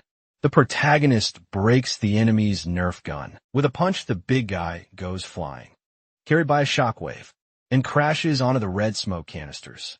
Ken rushes toward the final reckoning. This time the young man sees it coming. The guy who ambushed him earlier reappears. The hero dodges the heavy hand as the enemy charges another strike. Ken counters, making the man swallow his own gas mask. The guy is launched among shards of plastic. Our boy tosses the henchman's mask at Mizukami's feet. The red gas haze is starting to fade. Yugo stares at Yanagi Moto in terror. The young man glares at the mobster with disdain, then steps toward the enemy, saying that for a last resort plan. He actually put in some effort. Not bad. The Yakuza seems not to grasp the situation and shoots in vain. Ken bothers to dodge, only to humiliate him. The boy marches toward the man who won't stop firing. He gets so close that the glow of his aura lights up the enemy's face. Trembling hands reach for the trigger one last time. The criminal fires at point-blank range and asks why Ken just won't die. The boy catches the final bullet, smoke still rising from his hands, and drops the useless piece of metal. As you're seeing Ken for the first time, Yugo watches in horror. The protagonist asks, if wearing a mask like that doesn't make it hard to breathe. The criminal's life flashes before his eyes, right before Ken crushes his face. The young man pulls back his fist, only to land another punch square in the unit's face. Our hero asks the Ninja Turtle if he's passed out yet, but Hugo can no longer form a sentence. Ken asks the man where all that bravado from earlier went. For a moment, the young man looks back. He makes it clear to everyone in the room that today he won't show mercy. Mizukami's henchmen understand the gravity of the situation. The protagonist searches the executive's jacket for something. Then Ken throws a blue pill on the ground. The boy asks if that wasn't supposed to be the antidote. To confirm his suspicion, the protagonist tosses the tranquilizer into a crowd of henchmen hyped up on stimulants. The men glance at each other, ready to fight to the death for the sedative. Ken is disappointed by the quality of his enemies. A hand from his blind spot crushes the tiny substance. Our hero stares at the owner of the arm in shock. Hugo tells the young man it's not over yet. The executive appears on the edge of Magnus, clearly having taken more of the crimson fluid than his body can handle. While the protagonist was distracted by the cracked out henchman, Hugo was searching in his jacket for another substance. The big man finds the pill and grips it tightly, still taking advantage of the young man's distraction. The monster pops the stimulant into his mouth, The reaction is so violent. His nose seems to grow back. Yugo Mizukami tells Ken Jimono, the fight isn't over yet. The man is completely hallucinating and possibly psychotic. The protagonist's first thought is just how stupid the guy is, because he could have chosen to die peacefully in his sleep, but Yugo blocks Ken's first attack. The opponent leaps away as he begins to Hulk out. The executive tells the young man that this is where the talking ends. Mizukami thinks he's crushing it with his new form, but Ken is anything but impressed. The guy is so pathetic. He even dragged the hero's parents into it. The protagonist waits for the opponent to come in. With his strike, our hero dodges it with ease and counters with a hit to the face. Hugo tries again, and Ken sidesteps, then quickly returns with another punch to the face. The big man uses the momentum of his fall to spin into a surprise counterattack. Ken winces from the pain. Soon, the two separate again. Our hero realizes that if he takes many more hits like that, things might get ugly, so the boy needs to finish him before his body fully adapts to the substance. The protagonist charges in like a bullet and lands a powered-up knee between the opponent's ribs. Hugo chokes and spits blood. The executive is thrown into a wall several meters away. The young man's strength is almost fully restored. Ken can't believe what he's seeing. His enemy took so many boosters that he just keeps growing. A red pill falls to the floor. The hero realizes he threw his opponent into a car full of drugs. Yuba chews the pills like they're candy. His body begins to grow out of control. The executive becomes monstrously huge. He's definitely no longer human. The thing looks at Ken and declares itself to be Hugo Mizukami of the 7-Star Society, the man who alone gained control over both the underworld and the nation. He feels invincible. The hero senses a clear change in the enemy's presence, because let's be honest, Ken realizes things are about to get very difficult. In the blink of an eye, Yugo is standing in front of Jimono, the protagonist, senses the incoming strike just in time to block it, with his arms getting launched by the impact. Our hero crashes through a wall. The structure collapses on top of him. Mizukami approaches the crouched young man. The monster is already counting on victory. The boy stays still as the villain closes in, with his power raised to level 3. The criminal feels like a god. Then Hugo admits he now understands the protagonist's arrogance. For him, everyone else looks like insects. Miser Kami wants to make Ken his first insect specimen. The boy moves among the debris. Our hero stands up saying, "That hurt a bit," and begins channeling his energy. The monster tells the young man to stop lying to himself. Ken realizes Yugo misunderstood, something glowing brighter than ever. The young man asks if the mobster really thought his power was just level 3 before the man can protest. He's pierced his arm, ends up somewhere. Turns out Ken had passed right through him, taking his arm in the process. Protagonist looks back at his opponent. Yugo screams, clutching his shoulder. The boy reminds the criminal that he warned him earlier. He would split him in two with his bare hands. The monster then goes into denial. He gathers strength within himself and screams for everyone to hear that his story doesn't end like this. The beast grows into a worm, and that's it. Ken analyzes just how far the power of the substance can go. Yugo vanishes for a second, and soon he's face to face with the protagonist. He tries to land a blow but gets blocked.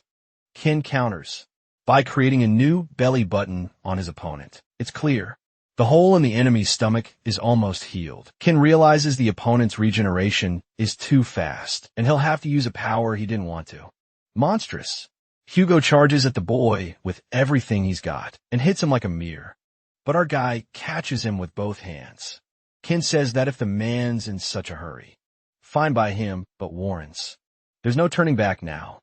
The protagonist's hands begin to glow as he tells Mizukami that if he doesn't want to die, he'll have to endure. Our hero unleashes a power so intense it could blind anyone. His chest becomes a beacon, and an explosion bursts from within him.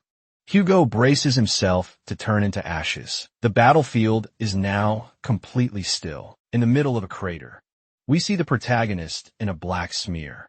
The name of the black smear is Hugo Mizukami. By some miracle, the man is still alive, though in a state of shock. Hugo wonders just how overpowered the protagonist really is. Then the villain starts convulsing on the ground. Ken observes that, as a side effect of the attack, the man is being destroyed and regenerating. At the same time, Mizukami hits his pinky toe on the edge of some debris. The enemy tries to grip the ground to withstand the agony motionless. The protagonist continues to watch. Hugo insults the protagonist and tells him to just kill him already. Ken kneels beside the criminal and says, "That's not how it works." Because what Mizukami is asking for is a reward, and rewards are given to those who do good things. The boy offers the opponent a chance to be a good boy, in exchange for a truthful answer. The bloodshot eyes of the man in agony turn to Ken. Hugo chooses to tell Ken that the people in the northern country are probably using her as a test subject, now earning himself a good kick to the face. The young man reminds him who's in charge and tells him to stop spouting nonsense. Still, the criminal chooses to laugh. Miser Kemi assumes the young man must think the seven-star society only has K as a backer, even in his pathetic condition. The man says the protagonist is nothing more than another fish in the sea, and warns that if he messes with them, Ken will meet a fate worse than his. The criminal says not to think. The people around him will stop suffering, and that his foolish revenge ends here. Getting no response, Hugo asks the boy if he's finally decided to finish him off. The young man stomps on his remaining hand, like it's a scorpion. Mr. Kenny didn't know it was possible to feel more pain. Ken explains that this is the reward for what he chose to say. The protagonist rises like a god and confesses to Hugo that he's the first to witness what's about to happen, then channels all that energy into his index finger and taps the enemy on the forehead. As Ken's power hits him, Mizukami realizes he never really knew anything about the boy and implodes into several beams of light. The man ceases to exist from the inside out. Inside a suspicious-looking building, Ken knocks down yet another door. The boy worries he might be too late. Some time ago, he interrogated a conscious henchman about Aki, and the thug said she was on the second floor, but that the protagonist had to hurry. The young man asked why the rush, and found out that Hugo Mizukami had ordered the girl to be eliminated. If everything went south, Ken opens the final door and sees a massive man standing beside a woman. The young man freezes as he senses the man's presence, but as the stranger turns, he reveals himself to be the national security representative, and Aki is behind him. The man says Ken's arrival was expected. Relief rushes through the boy's body. The girl runs to him and wraps him in a hug. Even so, she complains that he took too long, and she was really scared. Ken's eyes show a trace of guilt. Our hero strokes her head and apologizes. He really should have arrived sooner. The protagonist realizes that without meaning to, he already chose to put his revenge above her safety. He holds the girl close to him and can only think about how selfish he is. Ayano Koji reveals Yugo Mizukami's death without any suspense for a moment. The table falls silent. Tomo Kanzaki is the first to speak, saying she never should have left that task in the hands of an idiot. Manabu Kaneda believes it was inevitable and says that as long as Kimiana Jimoto was alive, that confrontation was bound to happen. Kazuki Kondo adds that even now, they still need to eliminate Yanagimoto. The blonde woman seems to be the only one treating the situation with the seriousness it deserves. Saki tells the rest of the table that Ken is the root of this entire conflict. Then the blonde stands and confronts them all, asking if by any chance they've forgotten what happened. If they've forgotten how they managed to save everyone last time, and why they're now trying to twist reality. Agano Koji grows irritated with her outburst. The secretary grabs the girl by the collar and tells her that if she doesn't like it, she can sit quietly in the corner of the room, since all Saki is good for is trembling in her boots. Atsushi says it's his turn to play the hero, and now he's the one tasked with killing the protagonist, so the others shouldn't forget to report back. Takei, as well Kazuki, tells the secretary not to stress. He gets it they're current, Top priority is dealing with Hugo's faction, especially now that the mafia from the eastern country has had their eyes on them. Ever since the crisis began, the sun shines illuminating the exterior of a building. A beautiful katana and its sheath are displayed. Near the window seated, a man with a scar from ear to ear asks if it's true that Hugo is dead, and whether the thug named a successor. Before kicking the bucket, a man standing replies that you can't trust almost anyone in the underworld. The seated man then asks who activated the 7-star sword, and the blonde guy responds that it was someone named Ken Yanagimoto. Nanami Ishida, listening and is stunned. Girl immediately recognizes the name. Then the boss asks if that wasn't the guy who gained a reputation in Japan a while back, and if it's the same guy who stirred up trouble at the university recently. Nanami confirms the incident she witnessed, putting out his cigarette. The boss reflects then. The man with the scar says he'll combine both incidents into a single investigation. From now on, Nanami is in charge of tracking Yanagimoto and gathering intel, and even killing him if she deems it necessary. We return to the Yanagimoto crater scene. Emergency responders have arrived at the location. A man opens the car door for Aki Kaneyama and tells her not to worry, her mother is going to be fine. The young woman's mother was also rescued successfully. National Defense personnel investigate the area, wearing hazmat suits. Investigators also discovered what appear to be the remains of Yugo Mizukami. Ken doesn't like the scene one bit, so the young man asks if even with society in chaos, it's okay to hide a slaughterhouse like that. The committee representative stays silent. For a few seconds, Ruji explains that places like that have existed for a long time, but lately they've gotten out of control. The substance known as the nectar of the gods. A low-quality nectar causes many side effects and only minor physical enhancements. But a perfect nectar supposedly has no side effects, and rumors say the substance grants an immortal body, and many people, enchanted by the rumor, are chasing after it. Even the leadership of the most powerful corporation in the world, TS, has intensified the search for nectar.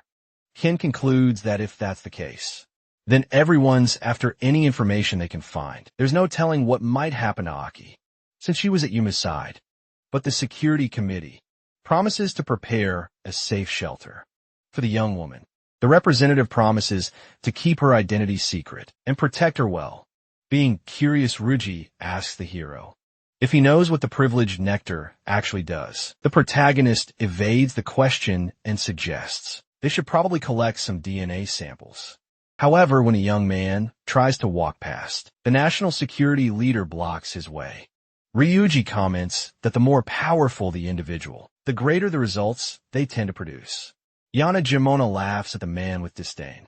The protagonist asks if the leader is asking for a DNA donation or something like that. As the tension rises, the young man and the big guy stare each other down. Some of the security committee's subordinates begin approaching the scene. Ryuji reveals that he would like the protagonist to receive security and protection within the headquarters of the National Security Committee. The young man asks if the proposal is really just about security and protection. The representative simply stares at him with a serious look without beating around the bush. The man says the committee knows the boy's body isn't in perfect condition and pleads with him to go through surgery, even if it's just for Miss Kuniyama and her daughter. Our hero feels uneasy, wondering if people will always use those he cares about. Against him, the buzz of his phone makes him wonder if it's already begun. Ken checks the notification on his phone. Some members of the security committee have started a video call for Aki, who's celebrating her birthday. Our hero is left speechless. The protagonist can't believe how innocent the situation is. Ruji explains that he found out earlier that it was the girl's birthday, so he arranged a little cake and some decorations. Ken feels relieved and asks the man to be more straightforward next time. Ruji apologizes and says that's just how he is. The young man advises the older guy to try smiling more, so the representative gives it a shot and ends up with a smile, worthy of a serial killer's biography cover. The young man says maybe it's best to just skip it. Protagonist then accepts the invitation to the headquarters. Our hero remembers he promised to cooperate and figures it wouldn't hurt to check on his physical condition too. Ken asks Ryuji if he has a training room on the premises of the headquarters. The chief confirms and tells the hero he'll instruct the staff to set the difficulty to maximum. The protagonist is satisfied. Looks like Ryuji already gets it. As big as a football stadium. The headquarters building has 10 floors. The young man walks calmly toward his destination. He stops in front of a door and knocks twice. A voice from inside tells him to come in.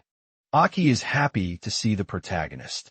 Ken asks if the girl is doing okay and how her mother's health is. The young woman says her mom is still in the hospital and asks why the boy came by.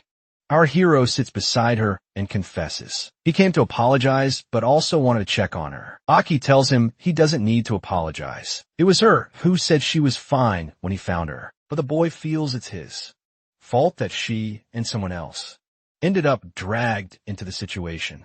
And he thanks his friend for staying strong and continuing to support him. The girl reveals that she wasn't always so careful, but she always gave her best to make sure neither of them got hurt. She clenches her fist tightly and confesses that, even then, it wasn't easy at all.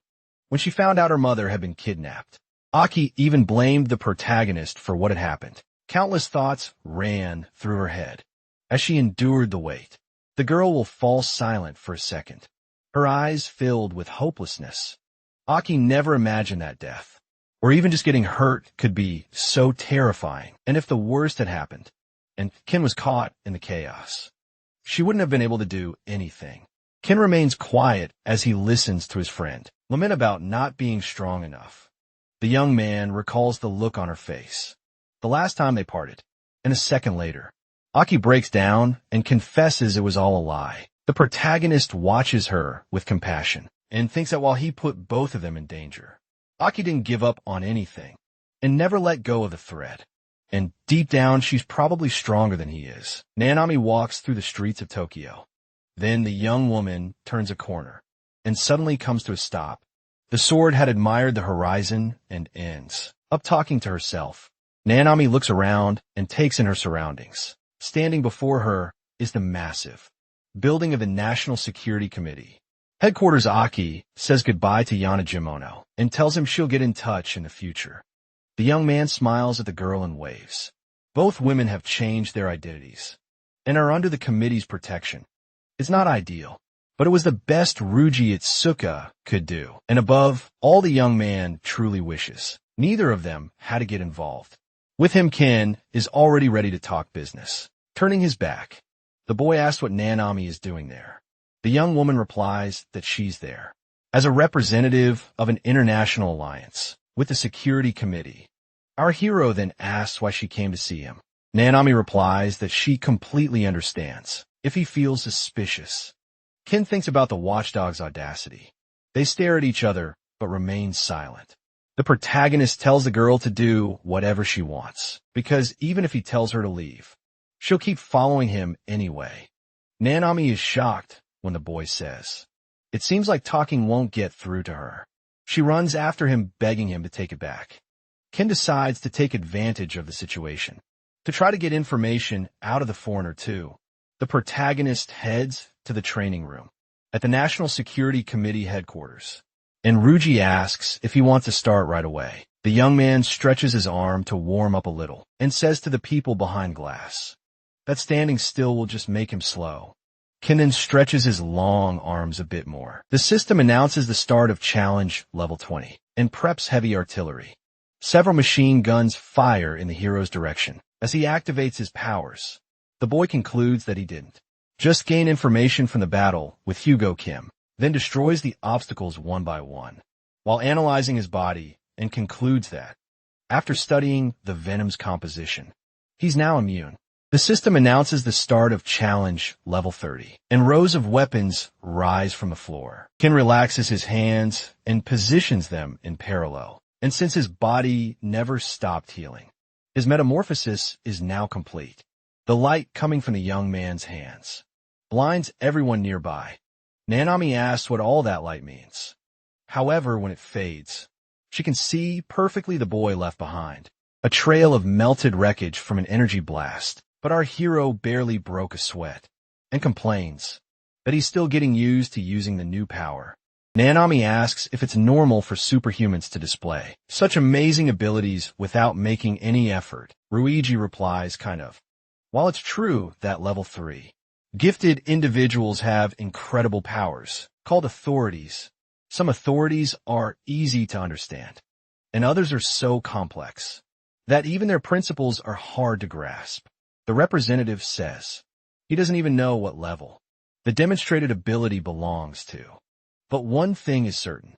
Out of all the superhumans the man has ever met, the protagonist is by far the strongest. Ryuji wonders whether the young man might have reached level 4, or even beyond. But beyond level 4 lies the realm of gods, so it's too early to say from inside the room. Ken says that if it's over, he's heading out on the mic. A representative explains there's not much more that can be measured. The young man heads up to the observation room. Our hero arrives, already asking for the results. The chief says they were able to measure his physical abilities, but anything beyond that became way too complicated. Ken responds that he's fine with that. Nanami asks if she can use the training room too, and the protagonist throws a look her way with a determined expression. The girl looks serious about the request. She says it's no problem, but for level 2 individuals. Difficulty level 10 is more appropriate. The young woman stomps her foot and asks for level 30 difficulty. Then she removes the sword from her waist. Politely asks Ryuji to set it to the maximum difficulty. The representative objects, saying she wouldn't make it out without serious injuries, but Ken tells him to let her do what she wants. The executive is caught off guard, but Ken nods and gives off the sense that everything will be fine. The system announces the start of level 30, difficulty training, and the girl walks quickly into the room. Nanami braces her sword and waits for the machines, and then the girl had to be hospitalized, bandaged head to toe, and hooked up to and for. The protagonist is angry. He knew it wouldn't be a walk in the park, but he also didn't expect her to get that wrecked. He tells the swordswoman she's the kind of person who only learns through pain. Nanami lowers her head in shame, but quickly tells the chief that next time she'll stick to level 10. Ken tells the girl to take a break, but the young woman says she's fine, even starts removing the tubes. In real battles, no one will go easy on her just because she's injured. It's necessary to be used to facing threats, even in this state. She adds that she has a reason to get stronger. The protagonist cuts her off with a good old whack to the head. Nanami falls to the side with a bump on her head, and the young man says she's very noisy. Ryuji lifts the girl from the ground in his arms. He gently places her on the bed and says he understands how she feels. Everyone wishes they were stronger. The man wonders if becoming a superhuman truly solves all his problems. Faced with such sincerity, our hero is left speechless. Ken looks closely at the committee representative and remembers that the man had level 2 abilities. The young man concludes that making the big guy an ally will be useful in the future. Ryuji dismisses Ken to go about his day and says he'll send him the instructions for using the headquarters facilities later. However, the young man tells the representative that if he has nothing better to do, he should follow him. The chief is confused by the invitation, but the protagonist soon explains that he has a gift for the big guy for taking care of Aki.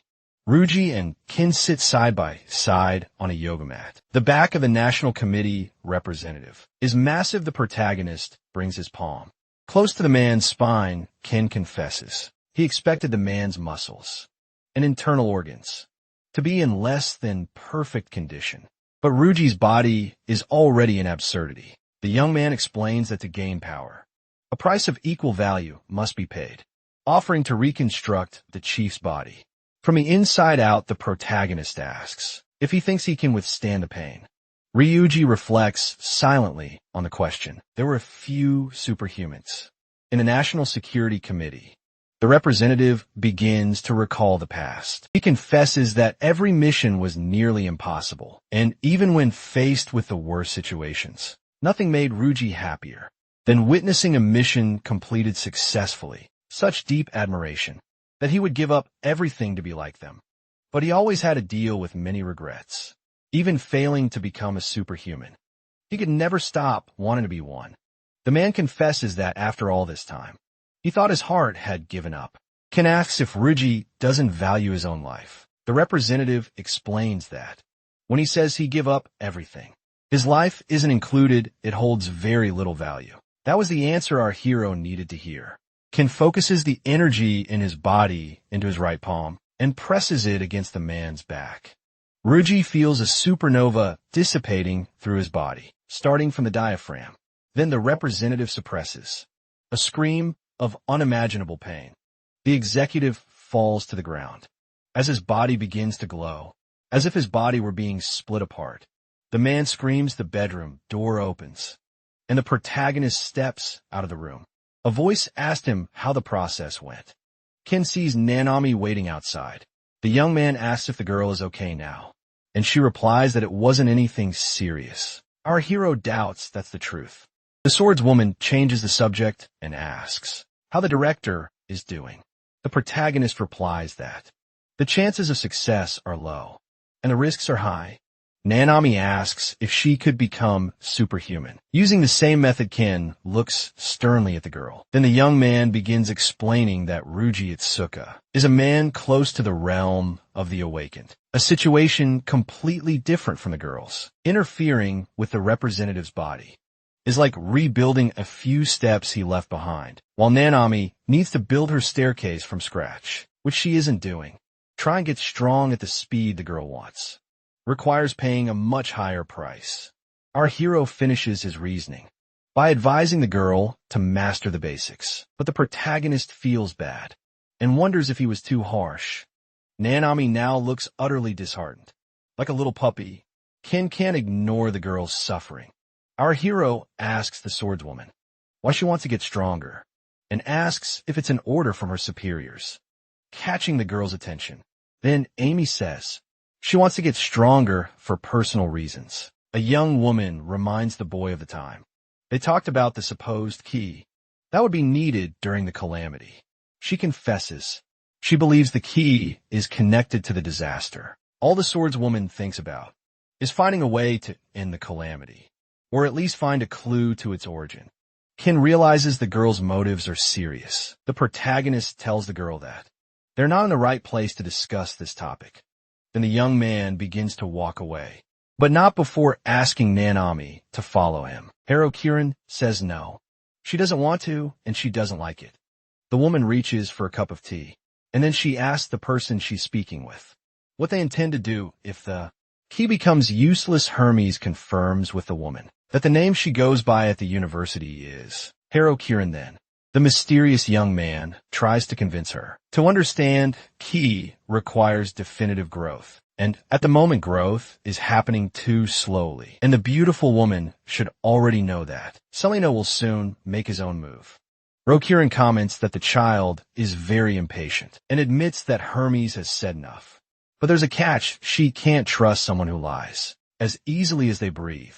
The informant says his ideas are not lies, just adjustments to the plan, and mentions it seems like the woman is enjoying herself. The Reverend Curran reflects on what the young man said, then laments that impulsive actions are making the plan lose its footing. Eventually the situation will become boring. Hermes laughs, unsure of what to think. Then the informant asks the woman if she feels like he's standing in her way. He says that in stories the hero awakens their powers when a most important person to them is in danger. Then he shows Yuroker in a photo of Elwa next to Ken, reminding her that the protagonist owes him a favor. It's a beautiful day outside the cafe. A well-dressed man waits, alone at a table with 4 seats. But soon someone approaches. Man looks up to see who's coming. A young man who just arrived is only me. Ahara, the reporter, smiles awkwardly and stares at the man sitting at the table. So the video ends here. If you don't want to miss the next part, activate the notification bell, and see you next time on Tab's channel.